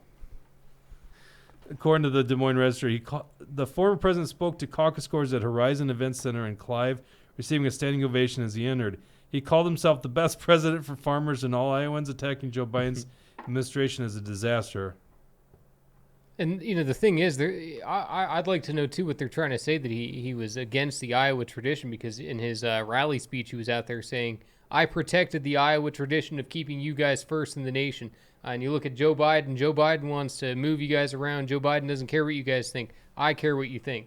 So, Trump was, saying the exact opposite. So, I mean, what tradition are they claiming that he's... And I am about 2/3 down in this they article, still haven't gotten and they to have it. not gotten to it. See, this is exactly it. This is the lies of the media. Yeah. You look at that headline, and they want you to believe that Trump has done something bad, and nowhere in here do they actually tell you what it is. By the way, go back to that headline here. I want to show you guys something. This is a trick the media uses. Watch Maybe this. the tradition is a close Iowa caucus. And he breaks tradition. And by of course, winning by we don't 40 read it points. that way. No one reads it that way. Go back to that headline on the Des Moines Register, because watch what happens when you click the story. He's lying corporate media. Okay, so there's ignores Iowa tradition, easy caucus win. Oh, shoot, we got the paywall. Can we do that? Just redo that and see if it... There you go. Oh, crap. Okay, anyhow, well, the screen that I get, Donald Trump cruises to early Iowa caucus history right there on my laptop. So, honest to God, it's like they write the headline on the main page. It doesn't even say that on the actual article. It's just freaking lying sacks of shit. Yeah. Damn corporate media. All right. So let's see. Yeah, here. no, Fox News just did something similar to that. I was just, I saw this video. It said Dave Portnoy makes his endorsement for president. I thought, what the heck? Dave Portnoy is making an endorsement. I got to watch this thing. And what are they doing? Almost like 90% of the interview is them talking about Bill Belichick. And then the last 10% was him saying, well, Trump's not my first choice. And that was it. That's it? That's it. So, I was like, how is this going on here? And luckily, there were plenty of people in the comments section saying, like, Fox News is such a, what kind of fake news is this for them to be given this kind of title, leading people in? It's all clickbait. And, yeah, because I thought, I was sitting there like, when are they talking about this? And, at first I thought he's going to say he wants Bill Belichick for president. So it's unfortunate how, the media wants to just, get the views, get the clicks, rather than doing, honest reporting. But, that's why people got to stand up to it and reject, the mainstream media and look for alternative places to get information. Bill Belichick for his running mate. Yeah. What do you think about that? Half the Wouldn't nation be bad. would be pissed. Yeah. Alley Cat says Royce White is running against Amy. Mm-hmm. Yeah, 'cause Yeah, Cindy well, they Lou say asked- there's no credible candidate. That's the narrative that the media keeps reporting. There's no credible candidate. They've already decided he's not credible. Racist media. Do we got to get Royce White on the show? I'd Yeah. like to have him on the show. I met him at State Central last month. What are your thoughts? Real brief interaction. I couldn't, give an opinion on the guy. Did he actually get to speak at State Central? No. No, he was just a guest. So there's actually a guy announced that he's running for the Republican ticket against Amy Klobuchar. They don't give him a stage. Yeah, time. and the Republicans don't care. Yeah, but who do they give the stage? Tom Emmer. Who do they give the stage? Michelle Fischbach. So they're willing to put up the establishment puppets at any time. And speaking of establishment puppets taking the stage, maybe we should look at Doug Burgum endorsing Trump. I got smooth. that. I got that link in there, Dawson. Line 14. And starting at an hour and 7 minutes in is basically when Doug Burgum goes up there to endorse Trump. And there's a particular lie in there that I think should be covered. So, go ahead and go to that timestamp, and we can see Doug Burgum, Bill Gates Burgum, come out and endorse Trump because he's an opportunistic rhino, just like Emmer. Who's a woman on the left? That's his wife. Is that his wife? Yeah, that's Burgum's wife. Love coming down to Iowa, especially on a day like today, because we come down here to warm up. But 4 years ago, I was speaking on behalf of President Trump at the Iowa caucuses in Sioux City. And today, I'm here to do something that none of the other presidential primary candidates have done. And that's endorse Donald J. Trump for the President of the United States of America. All right, and that's good right there. You know, it would have been better for Trump just not even do that, because that gave him zero bump. Probably. I don't understand. And so it'd be funny diss to I think Burgum. I think it's more just like you want to get some kind of last minute endorsement, and for Trump, Doug Just a Burgum headline. fit the bill. And Yeah, but like Trump's the one guy that doesn't need a headline, right? Like, right, yeah, exactly. Like Vivek needs a headline. People are like, oh, well, who is this guy? Like, what are they going to learn about Trump at this point? Yeah, and especially Everyone knows what they know. Everyone knows what to think about Donald Trump. And Burgum obviously maybe he wants an administration role. I don't think Trump's going to give it to him. And especially when you look at recent American history. I mean, look at Obama. How many of the Democratic opponents that he had did he put inside the cabinet? Well, I guess he put Joe Biden as VP and Hillary Clinton as Secretary of State. How about Trump in 2016? Out of the 17 different people he was running against, how many people did he put in the cabinet? Only one, Ben Carson. If you look at George Bush, I don't think he put any in the cabinet. I don't know about Bill Clinton either. I don't think Bill Clinton, he definitely didn't put, who was Jerry, the California governor before Newsom? Jerry Something. But whatever it is, it's not like he was in a Clinton cabinet. So all of that, I think Burgum is trying to take advantage of the opportunity. But what Doug Burgum just said right there was, he said, I am the first GOP candidate to drop out and endorse President Trump, well, except for Perry Johnson. Perry Johnson was, he was the first one to get out of the race and say, I'm going to support President Trump. I wish everybody else to do the same thing. What about this guy?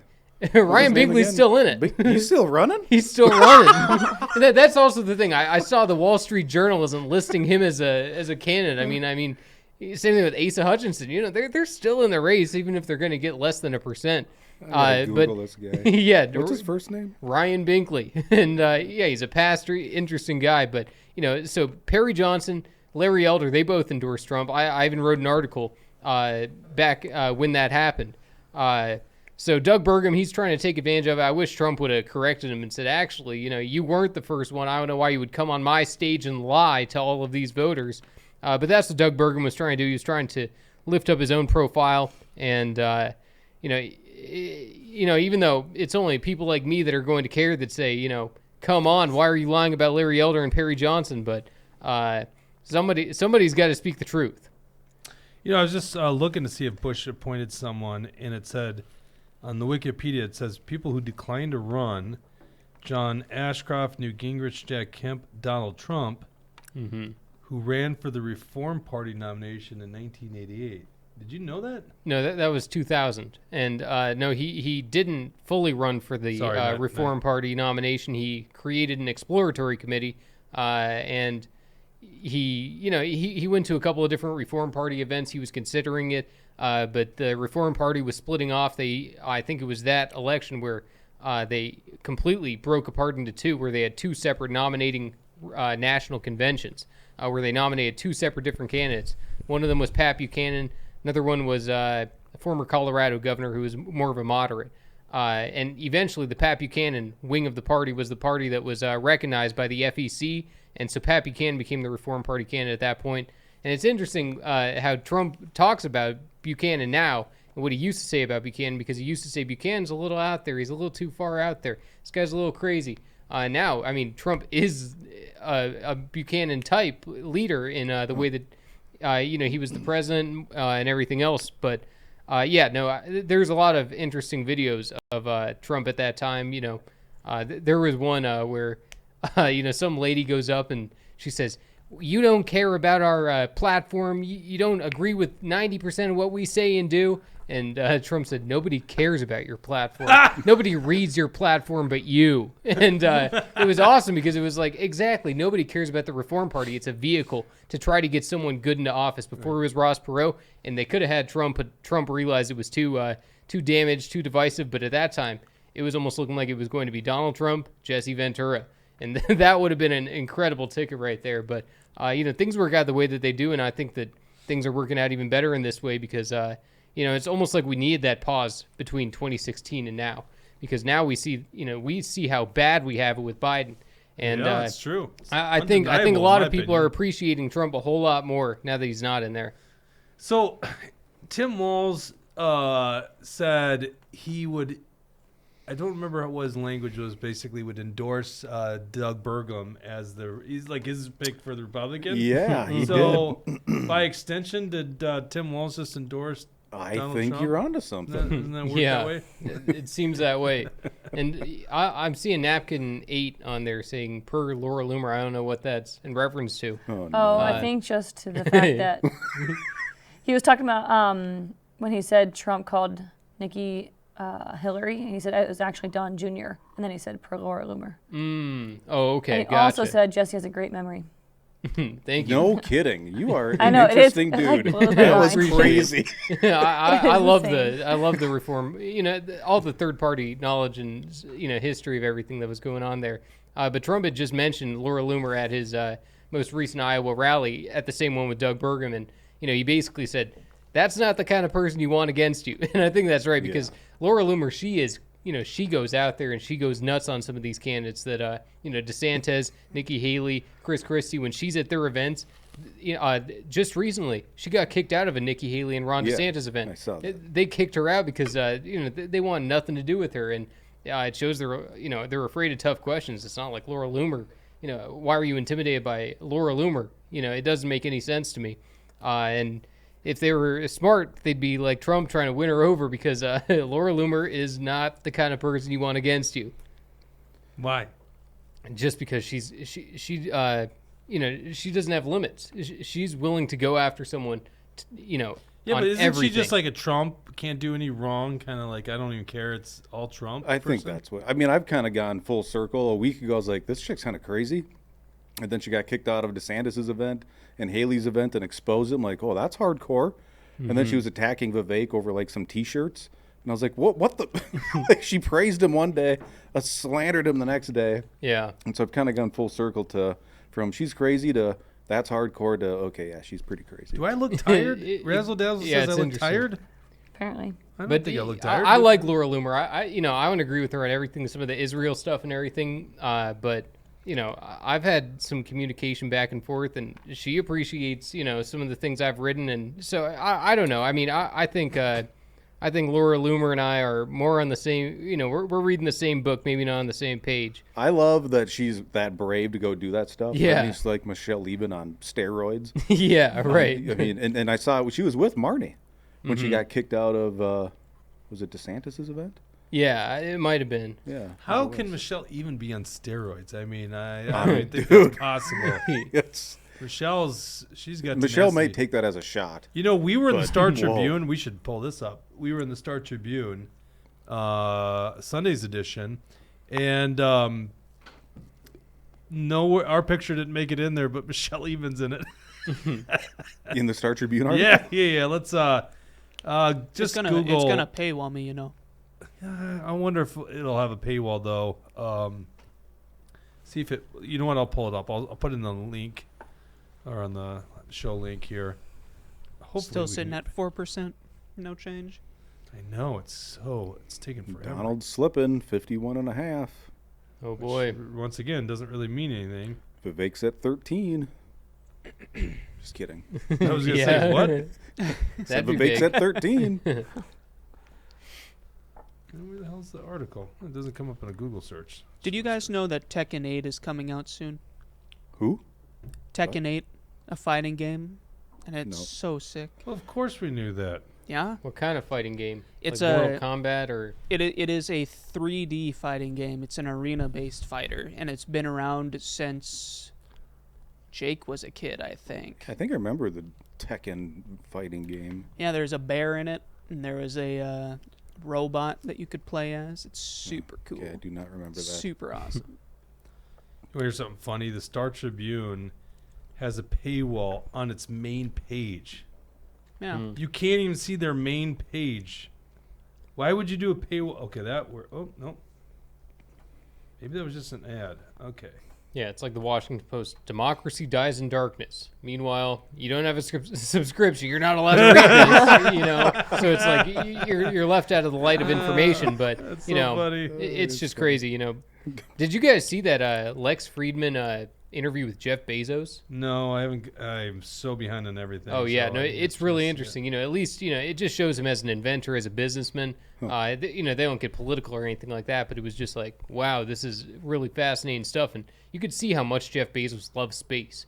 And you know, I didn't realize how smart of a guy he was and how much of a hard worker he was, and you know, I gained a little respect for him after watching something like that. Because you know, Bezos kind of keeps to himself. He doesn't do a whole lot of interviews. I've never seen a podcast with him on besides that one. What kind of rhino world are you living in? Or rhino globalist world are you living in? Line 20. Let's see if that pulls up, Dawson. Line 20. It's just the like Hillary. article. The article on the Star Evil Tribune. but smart. That's right. The article on Star Tribune, with their relevance on the line, can Minnesota Republicans stop fighting each other? Seeking to win back control of the state house in November, Republicans are trying to unite the party's warring factions. This picture of David Hand, that goofy guy on the front page. He's trying to unite our warring factions. Yeah, see, look at him. What a joke! I know, what a joke. Even when the control of the legislature was at... Oh, this is an article written by Ryan Faircloth and Brianna Birschbach. Birschbach? I don't know how I pronounce it. I actually met her at the state convention and ran into her. She's like, oh, you're Jake Duesenberg. So I thought she was a nice person, you know. I mean, Star Tribune. We'll see. But we're always far right, according to the Star Tribune, which is hilarious because it's like, I don't know if you really got us pegged correctly. Even when control of the legislature was at stake, Minnesota Republicans could not stop fighting each other. In a critical East Metro State Senate race, GOP voters chose anti-establishment conservative Tom DePel to represent them over more moderate Republican Tony Jurgens. Stung by his primary election loss, Jurgens did the unthinkable. He endorsed DePel's Democratic opponent, Judy Seeberger, who went on to defeat the Republicans in the 2022 election by just a few hundred votes. That race gave Democrats a one-seat majority in the Senate and full control of state government, which the DFL used last year to pass a slate of progressive policies in the largest state budget in history. Some Republicans blamed Jurgens' unprecedented endorsement for DePel's loss, while others said GOP activists shouldn't have backed a hardline conservative in the suburban swing district. David Hand, chairman of the Republican Party in Minnesota, came to a different conclusion. The bitter intra-party feuds turned some voters off. Quote by David Hand, it did no doubt drive some Republicans to say, okay, I'm done. I'm not going to vote at all, Hand said in a recent interview. Now, Hand, I don't know if he's an idiot. Maybe he's an idiot. But the two House district Republicans won. So what's the factor? If they just stayed at home because they were sick of it, that doesn't make sense. Why did the Republicans in the House districts win? And the obvious answer is the Republican establishment got behind Tony Jurgens. Tony Jurgens then proved to everybody, to the whole world, that there are something called rhinos who really don't give a crap about Republicans. They'll literally endorse a Democrat. And that gave complete control. Anyhow, you can read some of the story. They interview David Hand, Snooze Fest. Then they interview that moron David Osmek, Snooze Fest. By the way, David Osmek and David Hand, everything they say about us, we invite them on the show. They refuse to come on the show. They're too chicken shit to actually come on here and debate us. But the offer's always there, guys. Stop being little babies. Come on the show. Let's have a discussion. Let's have a grown-up discussion, David Hand, David Osmek. But you're too... Let's unite. Yes, right? let's unite. Let's do it. Yes. Let's heal factions. Yes. They go on to interview. I'm just kind of cruising through this till we get to our part in the article. By the way, we were like, okay, Star Tribune, we'll give them some comments because we'll spice up this article. They interview John Rouleau of the Jobs Coalition, which basically is the establishment. By the way, Jobs Coalition spent a ton of money against you in your last race and against Mark Bashosky. So they spent, what's that? 6 figures, wasn't it? I want to say it was 6 figures. Yeah. All in all, so and what's interesting about that is they get this money bundled from the Republican State Leadership Committee. So it's like a federal PAC. They bundled the money into the state of Minnesota, and I got to imagine they told them, hey, we're going to get rid of the Democrats in Minnesota. And what do? They end up spending six figures against like conservatives in the primary here in Minnesota. Then they get to Freedom Club. They talk to Alex Karam at the Freedom Club. And this right here, and Dawson, I think, is using the bathroom. And I'll show you the picture of Michelle, but it's a picture. You want to scroll down to this picture. It's got a guy in a mask. I don't know who this guy is. Right there. See, Michelle's in there. It says, Mike Smith, senator, along with a group of protesters and media, wait outside the meeting room of the Republican Party of Minnesota as the party's executive board met to force out Jennifer Karna as the state party chair on August 19, 2021 in Edina. So there you go. Michelle made it. I don't know. Is this a reporter with the mask on? Funny. All right. Anyhow, then the article goes to attacks from within, just below this, Dawson. Oh, no, I'm sorry. This is about Carnahan. Actually, they talk about Amanda Hughes and her beef with the party. Then they talk about trying to overthrow Han. By the way, they blame us for the overthrow of Han. It's almost like Larry Deuce is not a person. Larry, you're a person. You're a good guy. You're a patriot. Keep scrolling down. Oh, okay. Then you'll see our, and this is on the online version, you'll see the dump wall. Look at it. Now, isn't that a great-looking booth right there? Isn't that one wonderful? Mm-hmm. Actually, Bridget, you made it. That's a picture of you. And Jesse. I am there. And who's that behind you? That's not Michelle, is it? Was she working that day? Maybe Heidi? Is that Heidi? Yeah, it might be Heidi. Oh, Heidi made it? I'm like chopped liver. Noah and Bridget and Heidi and Jesse are on there, and I'm nowhere to be seen. Feel slighted. Anyhow, more primary battles? Question mark. The far right group Action for Liberty. Ooh, far right. You know, I don't know what I'm really curious how they define far right. You know what I mean? Like, I think they'd be shocked at some of the things we believe. But anyhow, far right group. I think if you're more conservative than the establishment, you're far right. I know, like what is far right to these guys? Yeah. You know, it's like to the right of to the right of today's modern political status quo. I mean, like, you're a reasonable person. The far right group Action for Liberty has been a persistent foe of the Republican establishment in Minnesota, encouraging primary challenges against incumbent GOP lawmakers it's deemed rhinos, short for Republicans in name only. In 2022, Action for Liberty backed Appel in his primary race against Juergens, as well as several other hardline candidates. The group's president, Jake Duesenberg, said, this is old story here, right, Mort? Not anymore. I got my last press right in my final week. Jake Duesenberg suggested that Action for Liberty may once again push for intra-party battles this year. Quote, I'd say it's a target-rich environment for folks who want better representatives who will actually fight for the liberty, Duesenberg said in an email. By the way, if you're dealing with the press, just don't talk to them on the phone or in person. They're going to twist your words around. Just submit it in writing. That way they can't. They have to go with what you said. Establishment-aligned Republicans have been highly critical of Action for Liberty. David Hand called it a fringy group, and Osmek accused Action for Liberty of seeking to, quote, create chaos within the Republican Party. Now, they didn't take my direct quote in response to that, but, you know, who's creating chaos in the Republican Party? I don't know. David Osmek and the Senate Republicans, who literally went against the endorsed candidate Appel, endorsed Juergens, worked behind the scenes for Juergens, who then ends up giving the race to the Democrats. Osmek says if they worked half as hard to try and help candidates, maybe we'd actually be in the majority in one of the chambers. In response, Duesenberg called both Hand and Osmek a failure and said neither of them know how to win. Quote, the Republican establishment is short-sighted and choose to spend their resources fighting against liberty rather than for it, which has cost them political power, Duesenberg said. Maybe once they wise up and realize it's better politically to fight for liberty rather than against it, their fortunes will change. And I mean every word of that, guys.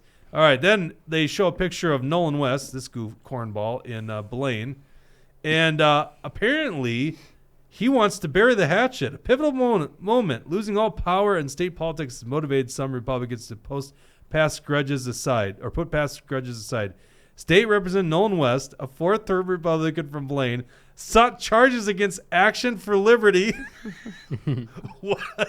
What? You did not?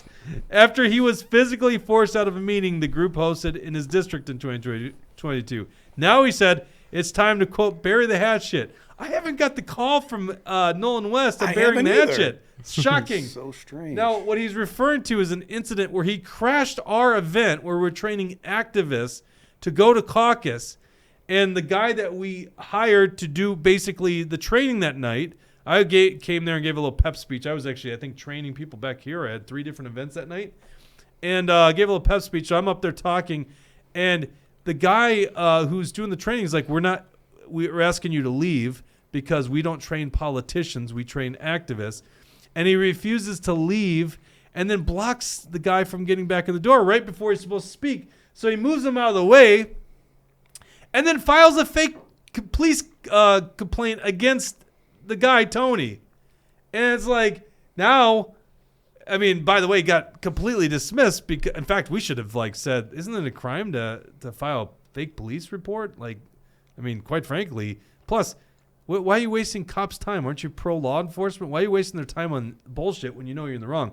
But anyhow, I love how their spin is Action for Liberty was being charged. But anyhow, it's time to bury the hatchet. What hatchet? I mean, where is the hatchet? Let's bury it. Give us a call. You know where we exist. That guy's such a loser. Anyhow, funny story on Star Tribune. You can go check it out there. We might want to look at these Iowa results because it's 36% in now. There we go. Let's bring it back up. A lot of big things and I'm going on. guessing he says that because he likes where the results are. I do like it. And Trump is exactly where I claim, 52%. 52%, just like the polls. Yep. Looks like, I don't remember what your prediction was on DeSantis, but I said 20.5. He's that's at pretty damn good. 20.2. So you and I were right on the money. We both guessed that he would break 20. Birdbrain is below it. Mm-hmm. And Vivek's at 8%. Mm-hmm. Mort? The surging has begun. That's why we brought he's got you as everybody president. right where he wants them, okay? That's why we brought you as president. We needed an optimistic guy, you know. Oh, hold on a second. Good spin. Ryan Binkley has more votes than Asa Hutchinson. That's right. Believe in Binkley. Let's go. He's got 251 votes, and Asa Hutchinson, Ada Hutchinson, is down to only 63 votes. This is a former governor of Arkansas, and he's getting beat out by a pastor from Texas, Ryan Binkley. That's pretty cool. That's pretty cool. I like to see that. You're gonna get the best reading of results anywhere on the planet right here. We're not going to pull any punches here. Mm-hmm. I don't even understand. What is Ada Hutchinson? What's that even reference to? Why did Trump just call him Ada? I don't know where Ada came from. I really don't know. Yeah, no, I mean Ada, Ada is a county in Idaho. It's like a Native American word, but that's not even how Trump spells it. Trump spells it AIDA. That's so I don't even know where he's getting it. So I bet I know what happened. He accidentally called him Ada. Pretend like he accidentally called him Ada. So he had to stick with it. So then he can later call him Beta Hutchinson if he ever got any traction. Mm-hmm. But he never did, so it is what it is. Ada is a Broadway musical. Is it really? Yeah. ADA? Look how cultured you are. AIDA. Oh, okay. You knew that I was in musicals as a high schooler? Yes, I did know that. What? Yes, it's Wikipedia, Ada musical. Yeah. Yeah. Elton John and Tim Rice's Ada.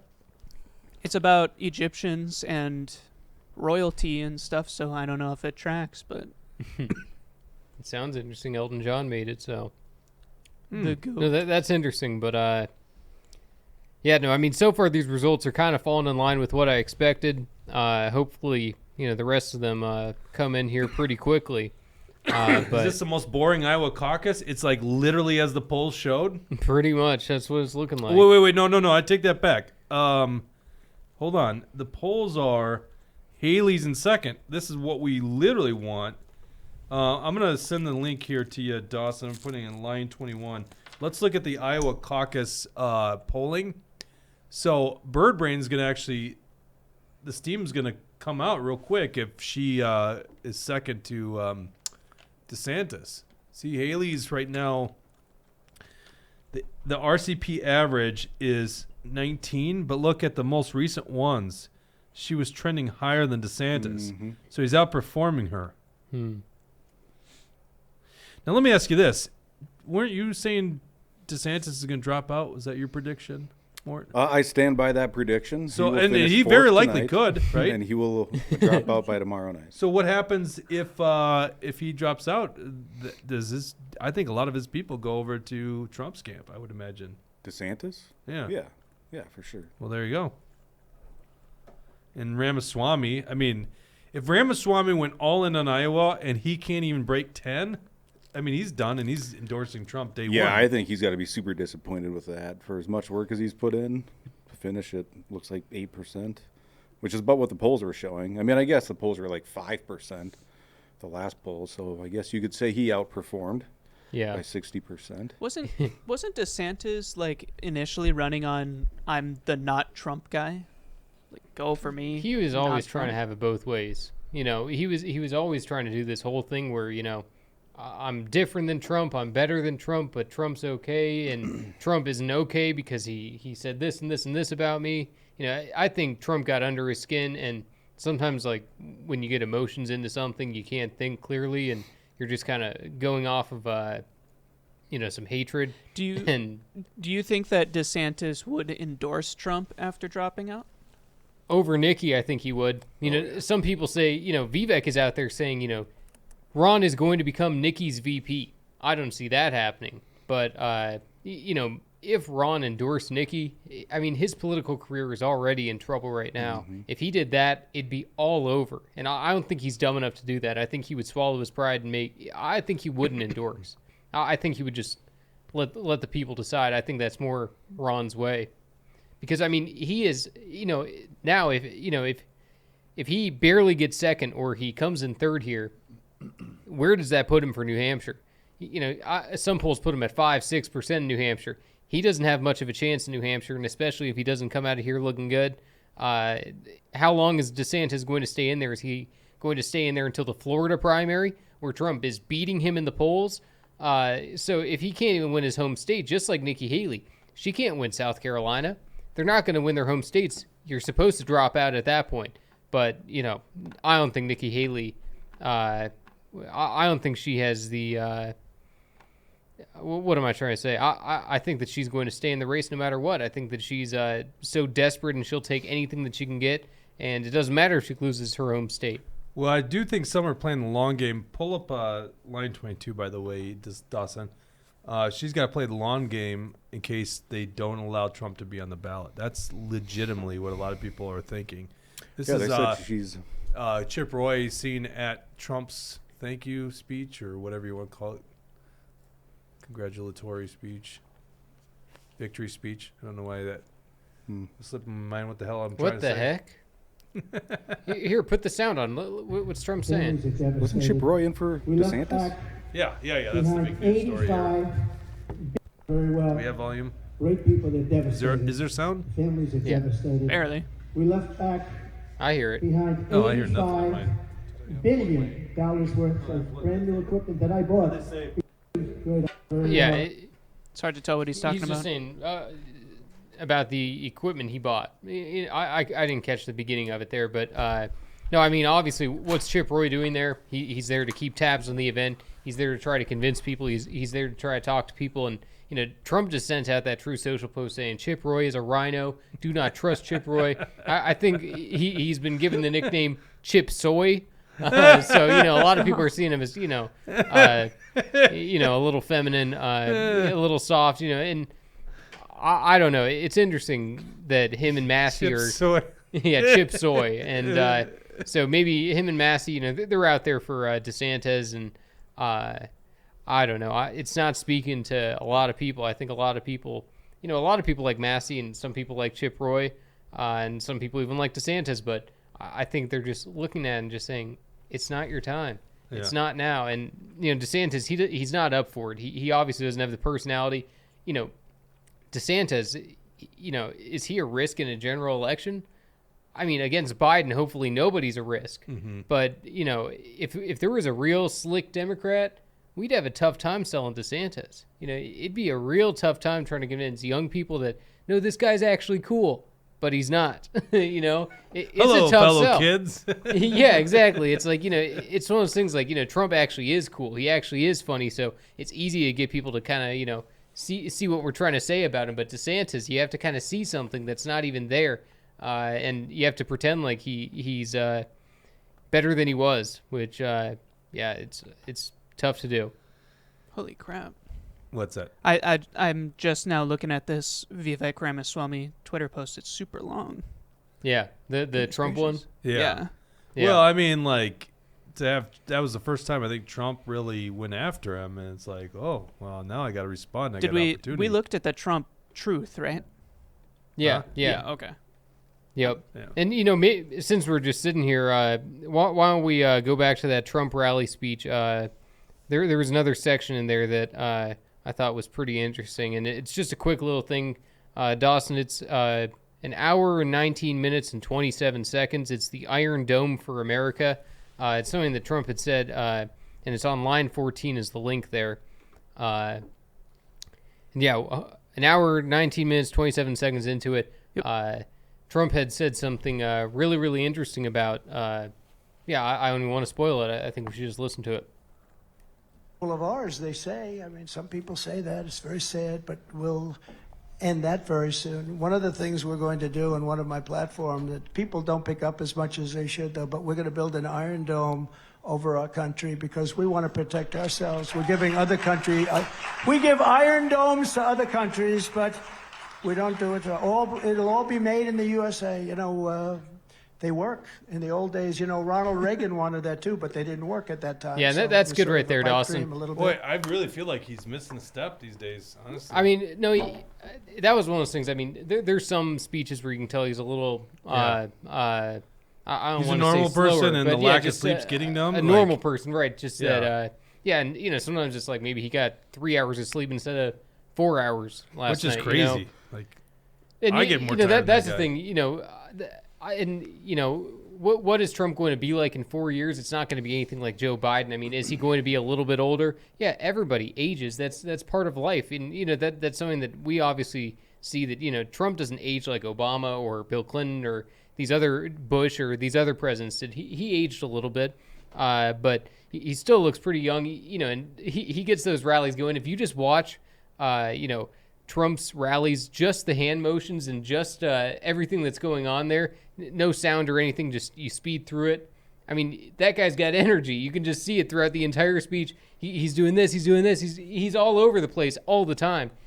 So it wasn't his it wasn't his craziest rally speech in the world, but it was fun enough to just basically get people riled up and get people ready to go to the caucus, and that's all I needed to do was just tell people about that. But I think that this time around Trump's age is showing a lot more in this early stuff, though.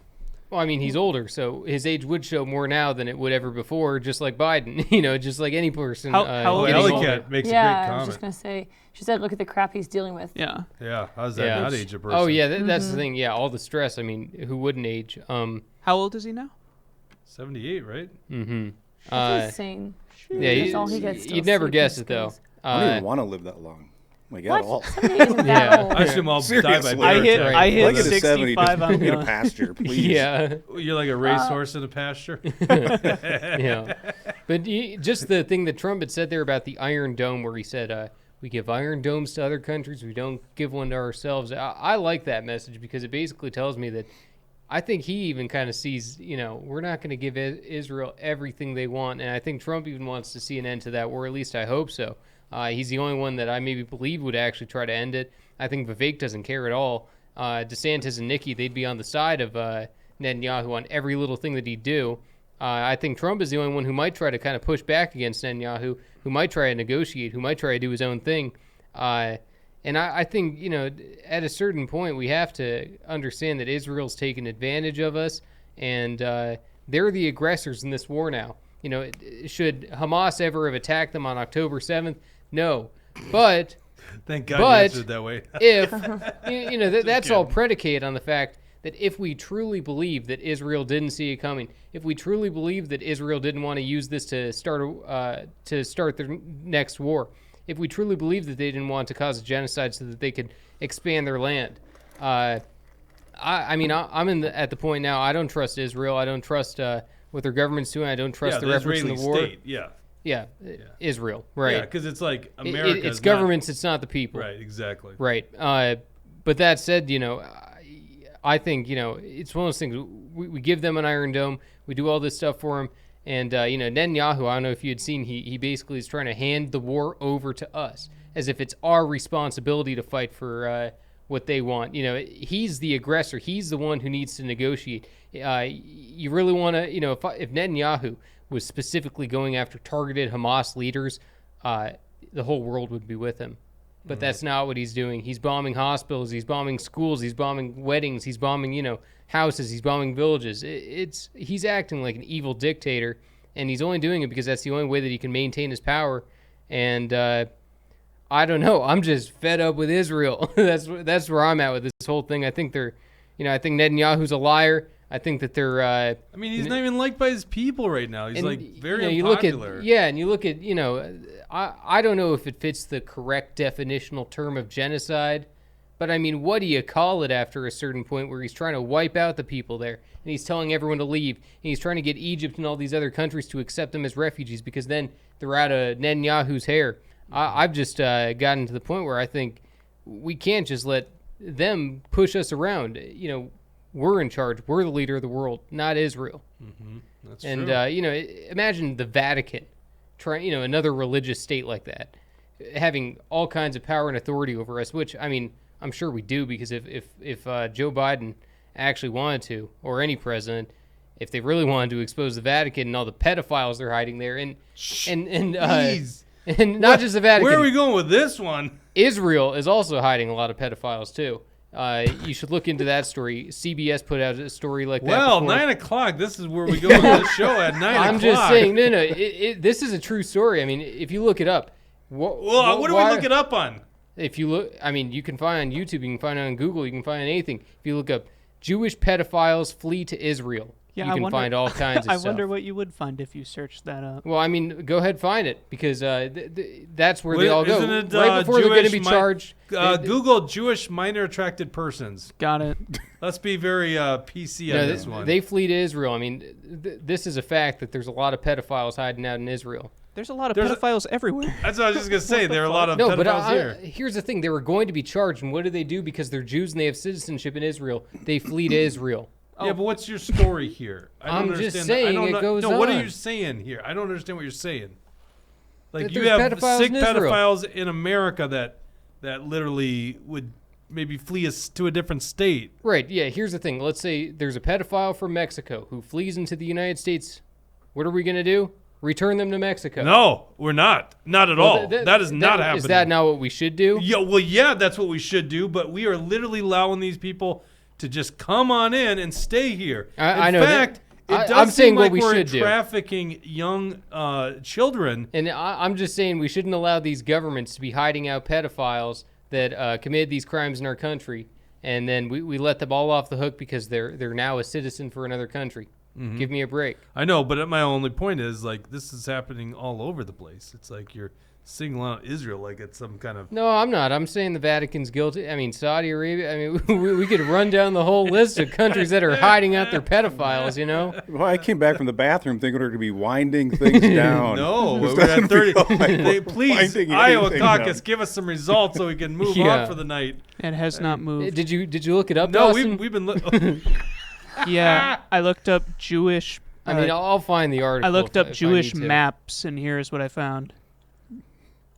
I don't know if that's helpful. That's not helpful at all. No. But you got to imagine that's funny, the guy that put a mark over it.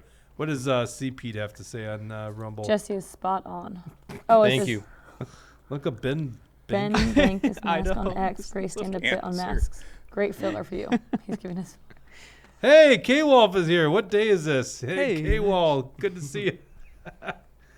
Our most reliable fan, K-Wall and T-Wall. Mm-hmm. And we did a switcheroo. They were at the Wild game. That's why. I think that I'm getting hungry because I looked at Idaho is loaded with pedophiles, and I immediately thought loaded baked potatoes sound really good right now. Yeah, you're at a calorie deficit. That does sound good. Yeah, I'm so Do you guys hungry. need a snack here? We are 2 hours in. Dawson can go throw a snack in. No, I'm okay. It's probably for the assortment of best. treats. I just want to get us to a majority or plurality of the vote before we sign off. What are we here. at here? We're at still at 38%. 38. Stuck at 38%. Oh, boy. They're done counting for the night. I mean, like, the storyline is Trump won, but Oh, everyone knew that, so we really want to know what's number 2, and how long do we go at this before we just say, hey, they're not going to get to number 2 tonight? Because right now, the count is DeSantis basically just 0.1 under 20, and Bird Brain's at 18.68. We're going to wake up tomorrow morning and Nikki Haley's going to have 60% of the vote. Yeah. Oh, yeah. Uh-huh. Can you imagine Sounds if they about stole right. the Iowa caucus? Oh, man. That would be nuts. If they, to do that right off the bat. And then you know who I'd blame? The Jews. No, but that was a joke. Dawson, on line 24 there, I just put in an article. Line 24. I could only imagine what CBS this would be. News. I'm not pulling up anything crazy here. CBS News. Fake this news. is a legitimate news website. Are you going to Alex Jones us here? You're legitimizing CBS. I'm just News? showing you what they As say. Jewish American pedophiles hide from justice in Israel. Okay, this is something that I found about years ago. All right, and, let's scroll down here. And Let's it's a read story this that article. continues to grow. There's more and more pedophiles hiding out in Israel. It's a tense stakeout waiting for Jimmy Julius Caro to appear. He is a wanted man and is considered dangerous. Accused of sexually assaulting a 9-year-old girl in Oregon in 2000. He fled to Israel before authorities in the U.S. could apprehend him or figure out where he went. Caro has been running from U.S. law enforcement ever since. Well, okay, so let's move up on the page. It says a widespread... No, the other way, sorry. Scroll down, I should say. A widespread problem. CBS News investigations found that many accused American pedophiles flee to Israel, and bringing them to justice can be difficult. That looked like a video of somebody getting arrested in Israel for being a pedophile. Is that the actual story? Because I always hate how media does this nowadays. They have this video that plays on the top. It's not the story. Yeah. Well, let's go to the video here. Let's see what we got. Jesse's gonna get. Jesse might win on this one. He might. Okay. Wait, I don't know what you mean by win. We weren't saying that this isn't happening. Oh well, I mean, if it's a widespread problem and it's Right. specific I to hear Israel, the number. I think he's got a point. I hear that it's thousands. It's not like it's just 5 people. It sounds like this is a big problem. A CBS News investigation has uncovered a loophole that allows Yes, accused and this is the video. convicted American pedophiles to escape justice by moving to Israel. So Ian Lee has been following this for more than a year, and he traveled to Israel for this investigation. He worked with a group that tracks people accused of sex crimes, which estimates dozens of Americans have used this loophole. Dozens? So, he's 6'2". We are on a stakeout looking for this man, Jimmy Julius Caro, 48 years old and wanted on charges of sexually assaulting a 9-year-old girl in Oregon back in 2000 and a 5-year-old girl in Israel in 2001. He's considered dangerous. But these photos are a few years old, so we don't know if he'll look the same. He remains elusive. Previous attempts to capture him have failed. Obviously, the fear that he would somehow figure out that anyone's looking for him and bolt. He just called his number. Shauna Aronson got a tip that Caro's expected at this clinic near Tel Aviv. Who's going to call the She's police with JCW, Jewish Community Watch, an organization that hunts down accused pedophiles who flee to Israel from the U.S., exploiting a process called Law of Return, whereby any Jewish person can move to Israel and automatically gain citizenship. The ease with which pedophiles seem able to use this law as an escape route haunts victims like Mendy Hawk, who says he was abused from age 8 by a teacher at an Orthodox Jewish school in Los Angeles. So your classroom is right here. How does it feel being back? I was very anxious and, stressed coming back here. A lot of memories coming through my mind. Memories of his alleged abuser, Mordechai Yom Tov, who taught him Hebrew studies when he was just 8 years old. So in the beginning, he would just rub me outside of my pants, and then I would say, 3 to 4 months later, he started going in. Reaching down your pants? Yeah, it's reaching down. Why did you feel like you couldn't tell anyone? I was scared. I was ashamed. I just didn't know what people would think of me, of the whole situation. Yom Tov pled guilty in 2002 to sexually abusing and committing lewd acts against 3 other boys. He served jail time, but when he was released, he violated his probation and, according to JCW, fled to Israel with help from individuals within the Orthodox Jewish community. JCW tracked Yom Tov down and confronted him with a hidden camera in Jerusalem. where he admitted to illegally fleeing the United States with help and using a fake passport to enter Israel. I was supposed to stay for 5 years in the same city. I was supposed to, let's see, join me on the side of yourself. I was supposed to go every 2 weeks to the police station. On parole. I left within a week later. He had this message for his victims. I'm very, very, very, very sorry. The other person in this video is Mayor Seawald, the founder of Jewish Community Watch. He tells CBS News Yom Tov's case isn't uncommon in the Orthodox community. The same thing that's going on in the Catholic Church right now around the world, the exact same thing happens in our community. The rabbis say it's, you know what, he promised he's going to go for therapy, he's never going to do it again. Boom, he's in another community. A few years later, he's at the same thing, and we hear more allegations that the person continued to abuse children. And often, those abusers end up in Israel. Rabbi Yehuda Oppenheimer says he unwittingly helped Caro escape. There was nothing that raised any red flags up to the point where he was moving to Israel. Well, I wish I could say that, but unfortunately I can't say that. So he had violated his parole, and now they were looking for him. He said that there was something in the past that had happened when he was young, but nothing had ever happened since. I've changed and I'm a different person now, but you gotta help me. I felt that I could trust him. So I wrote him a letter. All right, let's. I bought a ticket. Yeah, and- it gets the point across. Please. What? It gets the point across. Get it. All right. Yeah. Like I'm just I was watching not TV expecting now. to go that long, honestly. Interesting. But it's true, you know, and maybe I exaggerate the number a little bit. You know, I'd have to dig into it a little bit more. Jesse I haven't made a good point. thought about it in a long time, but I just all of a sudden remembered that, you know, hey, Israel's hiding out those pedophiles, so somebody's got to say it. Pull up the Wall Street Journal article. I guess I see what you're saying there. That's It went. interesting. Did it go down? It did go down. I saw that. Well- So maybe they had some fake reporting. 37% in. Trump at 53%. Ron DeSantis is at 20. I can't even say his name. Yeah. That's how good Trump is. You got to admit it. Trump is a genius messenger. Like literally, I can't just say DeSantis. I have to say Sanctus. Mm-hmm. Yep, DeSanctimonious. Which is not a word. Meatball Ron. Yeah. Yeah, I mean, sorry with DeSanctimonious, and it just Meatball Ron becomes is yeah. DeSantis. Oh yeah. Heard that. Oh yeah. Guantanamo Bay. Right. Yeah. But Meatball Ron kind of stopped after, you know, because Ron during the before he announced for governor, he was starting to gain a couple of pounds. And not that Trump is like, you know, Trump's fun to talk, right? He's not like, you know, a fitness. He's no spring influencer. chicken. Right. But he knew he could mess with him by calling him Meatball Ron, and Ron actually like lost 10, 15 pounds because of that. He Fat started, shaming works. It worked. It does. Not for There Chris you go. Christie. Not for Chris Christie, but you know, because you know, At some Trump point you said just go, you can call whatever. him fat, you can call him a pig, but you can't call him a fat pig. And you know, I don't know why you're not allowed to. I mean, I think it's perfectly fair too. Oh man. Well, I mean, we're stuck at 37%, as Dawson said. It went down, but we have. What else do we have on our note sheet here to talk about tonight? Whiskey Tango Foxtrot said, just in, guy gets arrested in Aiken, a Sound of Freedom movie for pouring water on the sidewalk to create ice so people fall and hurt themselves. So random. What does it say? I guess Aiken County. But some guy got arrested for pouring water out on the sidewalk outside the movie theater. I'd bet it'd have to be like a bigger operation than just a water bottle, you know? Yeah, it's a, Because I mean, I don't know. That just sounds interesting because, I don't know if pouring out water is illegal in the cold. Was that movie theater only showing Sound of Freedom, or? That's true. What? Or maybe it was some event hosting just.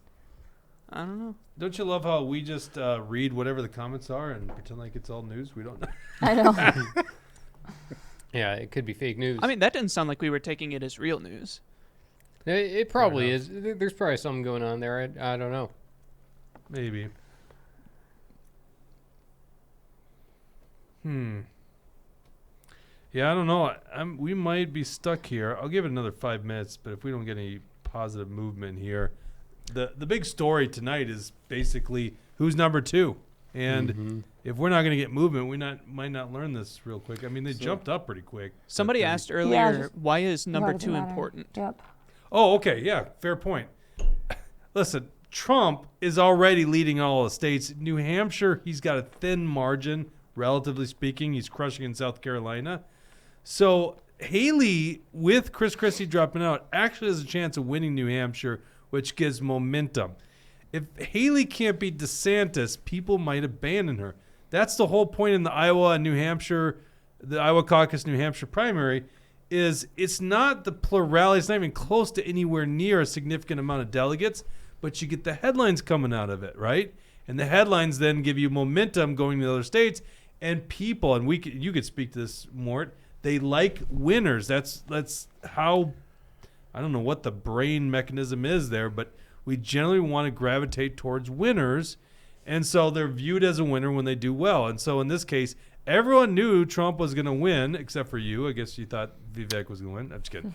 You did have Vivek in second. Yeah. So, and by the way, that's a great case in point. If Vivek literally would have done 2/3 of the votes are still to be counted. Yeah. We never know. The numbers are there. If you and Bridget were right and Vivek took a second place, and what'd you have him at, 25? Yep. We get a prize. Literally, Vivek would have stole all the headlines. Yep. But in this case, it really is going to come down to, and it seems like it, will DeSantis beat Nikki Haley? And if that's the case, Nikki Haley, it's like you just deflated her balloon, right? Mm-hmm. And the war machine and the left. Well, why do the leftists want Nikki Haley anyhow? They want. I always feel like they want Trump, right? Don't they want Trump so that because they think they could beat the guy? Are they that fearful that giving a Trump boost would actually result in him possibly winning? It's hard to understand these guys. I don't know. I could see either one. Every once in a while, I try to sludge my way through The View. And, like, what is The View saying? What's Whoopi thinking? Sometimes it's just like, and that's the thing. Basically, what it gives me is like, okay, this is what the elitist liberal hive mind discussion is right now. And, obviously they keep a little bit of it covered, but, they have these very same discussions. They say, well, do we want Nikki? I mean, we kind of want Trump because Trump's easier to beat. So they have these conversations too. It's the liberal elitist Hollywood. They're having these conversations, and who do they prefer? Obviously, they prefer Nikki to Trump because that's who they would rather see as president. They hate Trump. You want to hear a funny Neil Shaw story? Really quick, is there a show tomorrow? Because people are asking. No, we're not going to have a show tomorrow. This is taking place this show tomorrow. Sorry.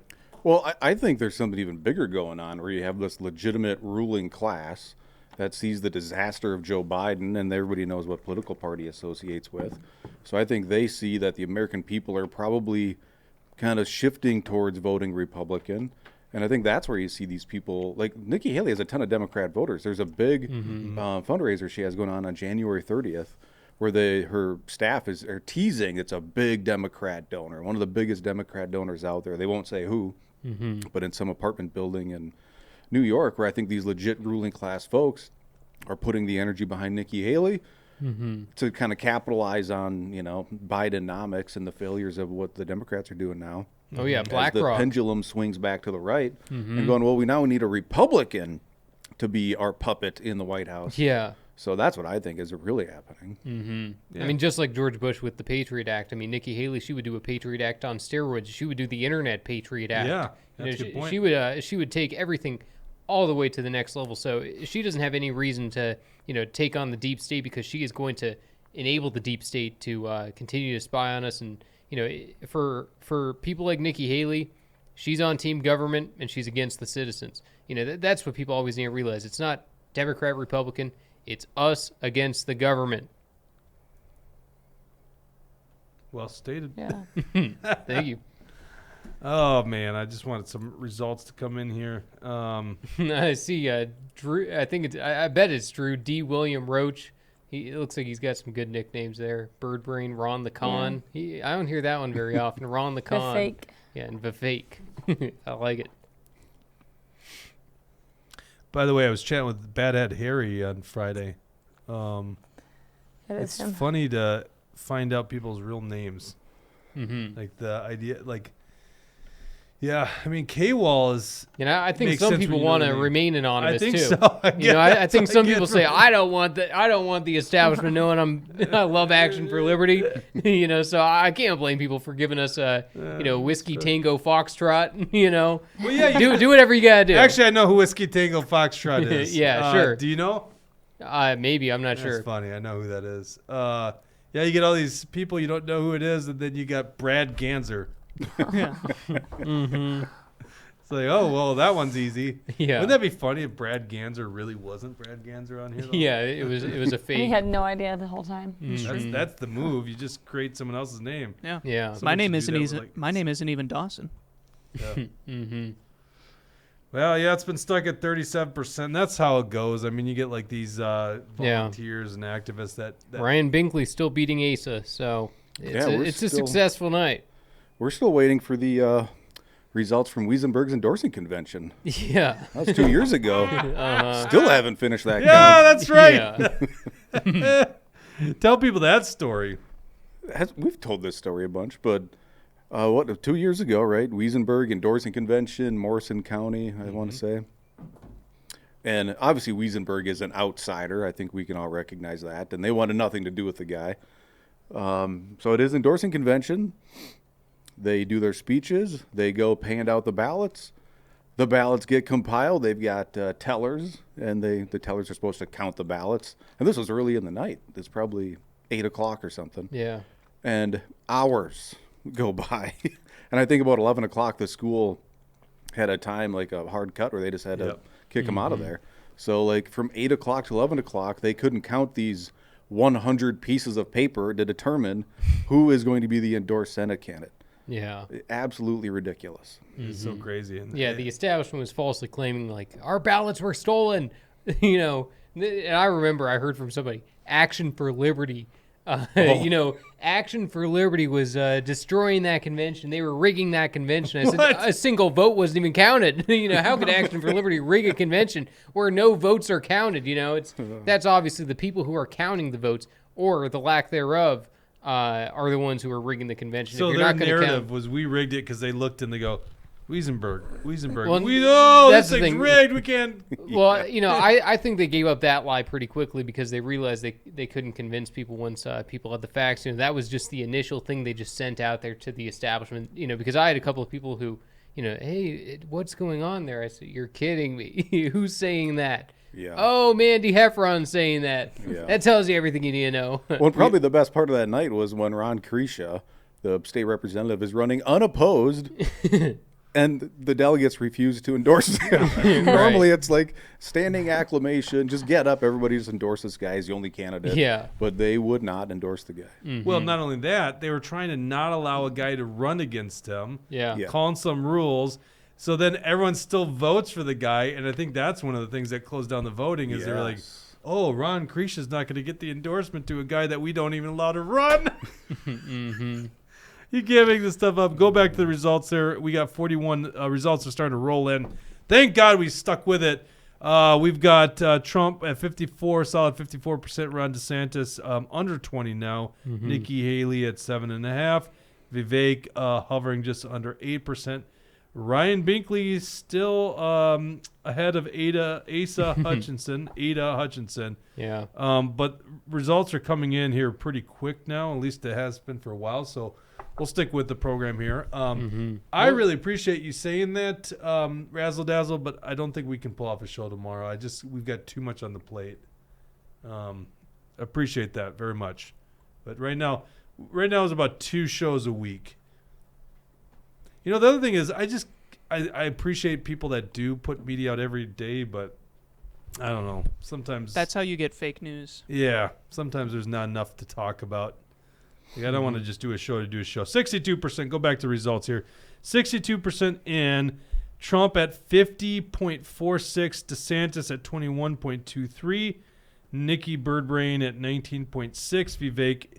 Doesn't look like Vivek's going to go over 8%. So we just had a big dump of data. It looks like what's happening is... Dawson, click the see full results right underneath there. There's that little blue thing right there. Yeah, that just gives you a little bit, it gives you the full picture there. And also you can scroll over on each of those counties there and see how many, see what the percentages are for each individual county on the map there, Dawson. Yeah, so people can feel free to, look through all those and everything. But yeah, and one of the Nikki counties apparently just flipped back to Trump. So now there's only one Nikki county out of all of Iowa, but DeSantis is still in second place here. And I don't know if these delegates have been decided all the way yet. 69% now if you do an Oh, yeah. update. Yep. Big movement Trump's here. going up to 51. DeSantis at 21. Nikki Haley at 19. Vivek's just not moving at all. I don't think Erik Mortensen could have been more incorrect on his call tonight. No, I think and he's- unfortunately, I he think he's duped about Bridget into following suit. No, he didn't dupe me. You guys Sorry, were Bridget. optimistic. You guys were optimistic. I don't know if there's that many. There's a lot I of don't think I rhinos was in our duped, party that's still. just what I think. I like Trump. I'm trying to stick up for you, Bridget. I just feel like more, being an icon, political icon, you're like, well, he couldn't be wrong, so That is I'm gonna not follow true at his- all. I knew it was bold. I knew it was very bold. That's a bold strategy, Cotton. Is this same thing happening for Democrats right now too? No, No, because they change it. Yeah, the Democrat Iowa caucus, it's so complicated. I mean, the Iowa Democratic Party and the National Democratic Party were trying to come to different negotiations and everything because they have to deal with the Iowa state legislature and then they have to deal with the DNC calendar. And eventually they came to some sort of agreement where Iowa Democrats would not hold their caucus at that time, and instead they're going to hold their caucus way down the line, which actually might end up being a better thing for the Democrats because if Joe Biden has a heart attack, if Joe Biden has dementia, Joe Biden's going to be suffering in further months. It's going to be more apparent then. And then maybe a Dean Phillips or a Marianne Williamson or even a Cenk Uygur who wasn't even born in our country has a chance to beat him. So that's the thing. Like, how bad is it that the number 3 competitor to Joe Biden is a guy who wasn't even born in our country? The guy's not even constitutionally qualified for president. But, and I don't know if any of you guys have watched it. News Nation just did a Democratic primary debate. No, I didn't know that. Yeah, it was Dean Phillips in it. Yeah, Dean Phillips, Marianne Williamson, Cenk Uygur. Hilarious. And Dan Abrams. You guys know Dan Abrams. He does like A&E. He does all kinds of like crime shows and stuff like that. 72%, by the way. Trump's at 51. Oh, nice. DeSantis 21, and Nikki Birdbrain at 18.9. Yeah, honestly, it's not that interesting. It's one of those things. It's more interesting that there was a Democratic Party debate than it was that like it actually happened. The only thing that was interesting was all 3 of them saying Joe Biden is going to lose to Trump. All 3 of them said that, even Dean Phillips. So I think all of them are seeing the writing on the wall that unless they change out the nominee, they are going to lose. Was it a contest of who's the most woke? It was a little bit that, it was a little bit that, but by the way, yeah, Cenk Uygur won that one then. If that was the game. I look at the comment section. Great point. Please like this on Rumble right now. Like it.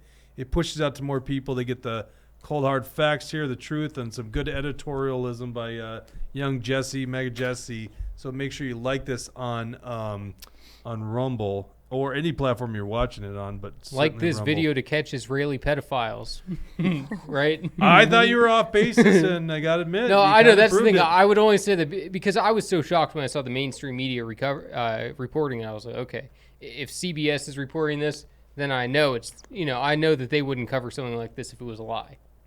That's the funny thing about Alex Jones is people are like, that's a crazy thing he said. And it's like, here's the actual mainstream media doing it. Like, Yeah. the funny pun on him was always, it's turning the frogs gay. And it's like, actually, that's a true story. What was it, some chemical they were testing in frogs, and it was turning them basically changing their gender. Yeah, gay and transgender. Yeah. Like, literally, I guess that is possible with some chemical. Mm-hmm. Not in humans. We're stuck at 72% here. It just looks like Jesse and I are going to be right on the money here. Trump will be over 50%, DeSantis will be over 20%, and Nikki comes in third. And I got to admit, I think I got the listing completely accurate. I said Trump, DeSantis, Nikki, Vivek, Ryan Binkley, and then Asa Hutchinson. well, okay. I feel good. All right. I feel like I got this thing. I had the same as you, but I didn't bother to go with You didn't Ryan say Binkley? and Ada Hutchinson. So Yeah. good job on the fourth tier candidates. That's there. right. Jeez. Actually, I guess third tier, because you have one tier, which is Trump, and then you got the second tier. Yeah, they're probably just getting big dumps of data in here, so we're probably going to learn real quick. Although we probably already figured out. So how did Dean do in that debate? Like, you actually watched it? Yeah, I watched it. And there was another debate just even a few days before that where it was just between him and Marianne Williamson.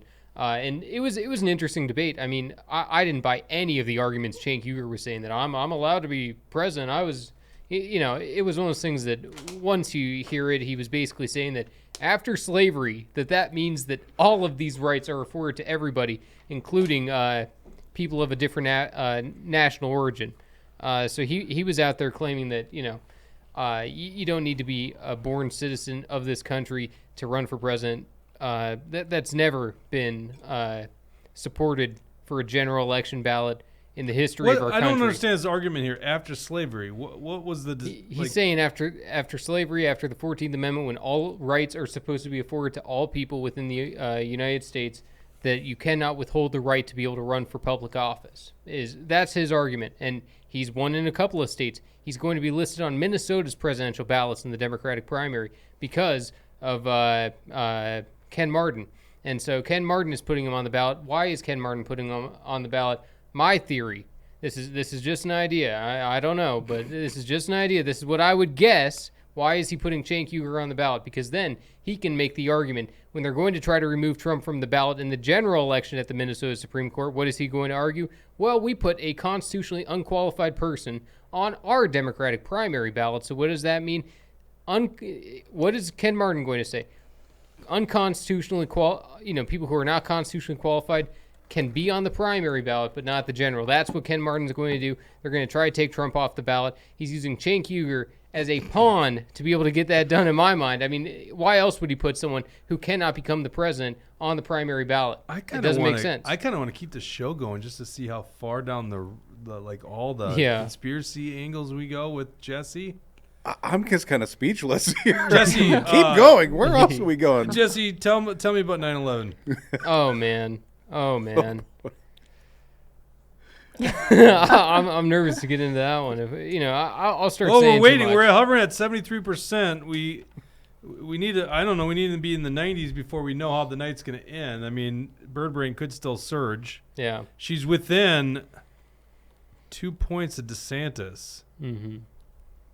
What do you think about 9/11? Yeah.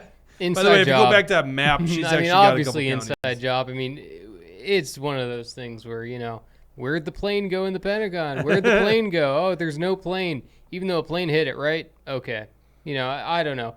And, same thing. There's too much to get into, the BBC reporting Twin Towers have fallen. What's in the background? The Twin Towers. So, it shows me some of it was predetermined. It all happened. It's all real. People died. But that doesn't mean that it wasn't predetermined by benevolent actors in our dictator government. Yeah. I stand by it. Okay. What about chemtrails? Oh man, I don't know enough, but you look in the sky, you say, I don't think I like that. Serious question. I'm sure at some point you interface with Q. By the way, 74% in Trump, 51.5%. DeSantis right under 21, and Nikki Haley's now under 19%, and Vivek has not moved at all. Mm-hmm. I assume at some point you interfaced with Q. Did you ever buy into those theories?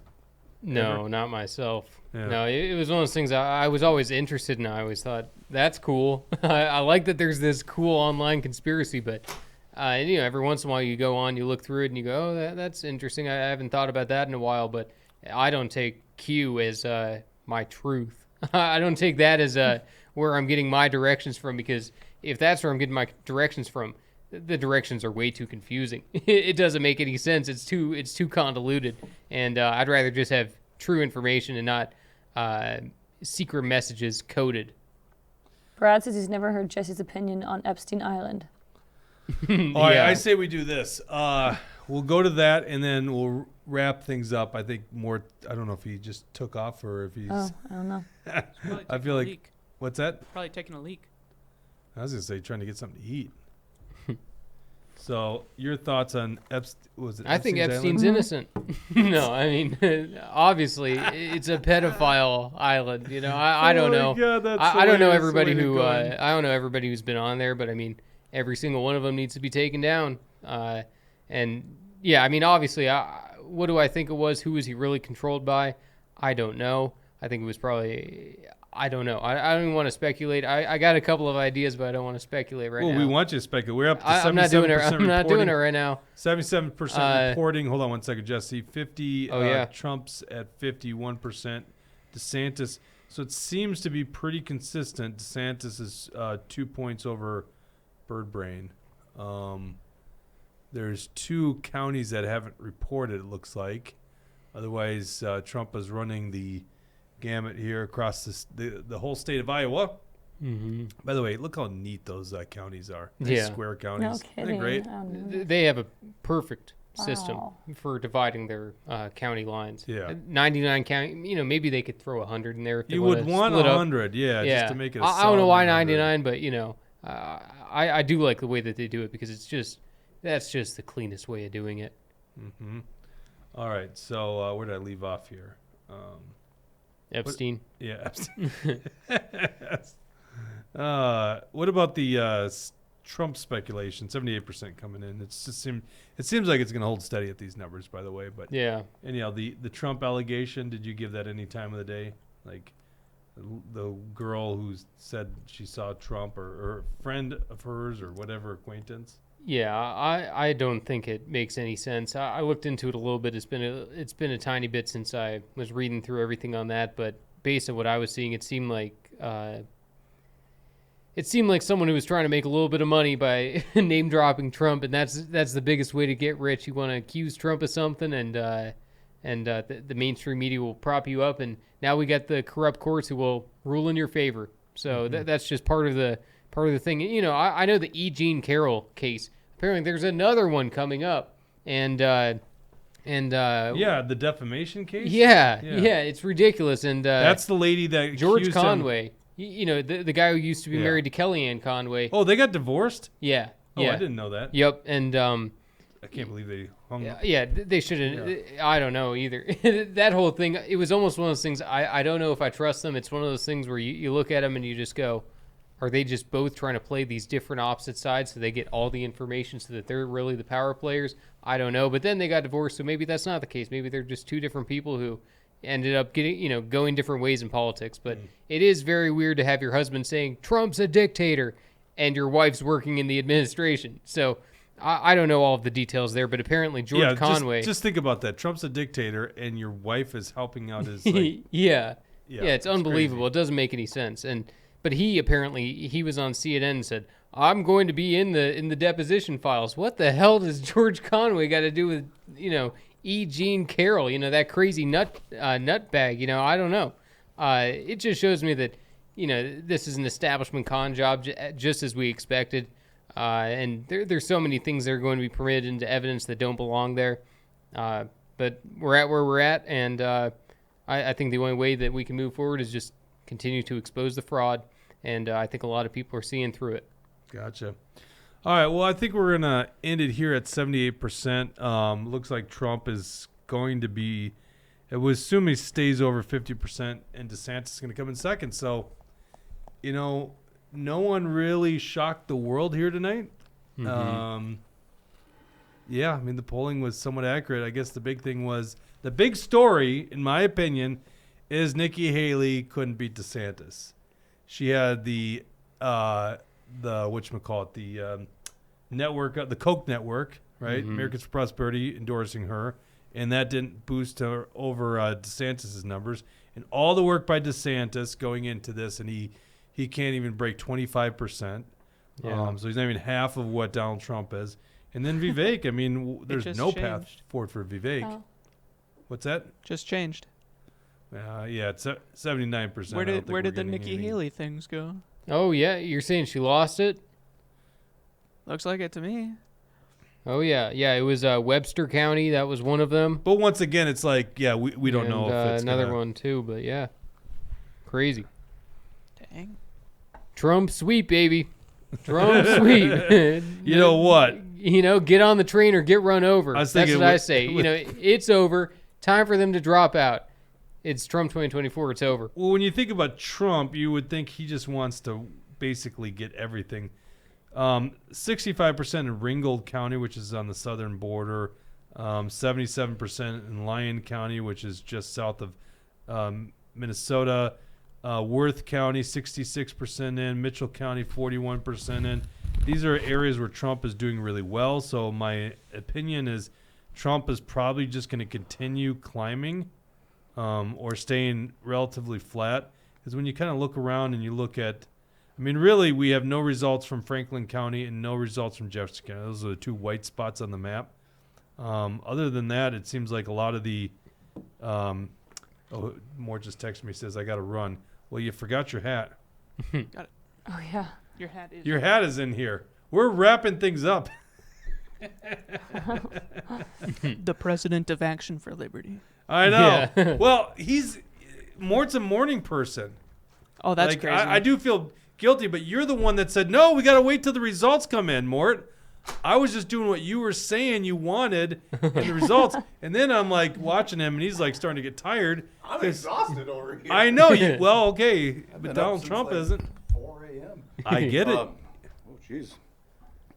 Yeah, and we get busy this time of year with work stuff, so I got a bunch of work things brewing.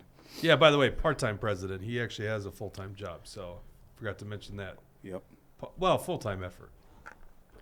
He still has another job, another day job, just like as a legislator. In fact, I think you'll get more done here than you did at the Capitol because, the game is not just tough. rigged. It's not the game tough is rigged to over get there. more things done outside of a Capitol. All right, 79%. Trump wins 51%. By the way, I don't know why I'm ignoring the fact you're an early morning riser too, Bridget. So, not as early, but these days I have to be early. There you go. Mort's looking at me because I always came in like 10, 15 early minutes riser. later. Like late every day. Was she really? Oh, Yeah. yeah. And he didn't fire One you. day However, no.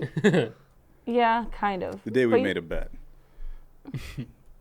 Yeah, but you said you can be in at this time, but I like if you came in earlier, but you never said I had to be in. Yeah, I really didn't care. It was just the day that we So there made was the a bet. slight. Then I tried to lock her out, but People don't know Yeah. that. Do people know Bridget was your legislative I assistant? have no idea. I don't know. Yeah. There you go. She's always down for. But I rise earlier now, so. You worked for the one legislator that didn't make you wear a mask. Oh, I know. Or you don't have to get a vaccine either. We're the only two that never wear a mask. There you go. Yeah. All right. Well, we're going to end it right there. Thank you guys for tuning in tonight. Special episode. We won't be back tomorrow, Tuesday.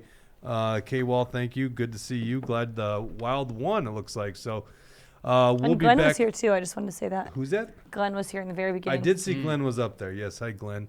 So we'll be back on Thursday at 1 o'clock with the next episode. Take care and God bless.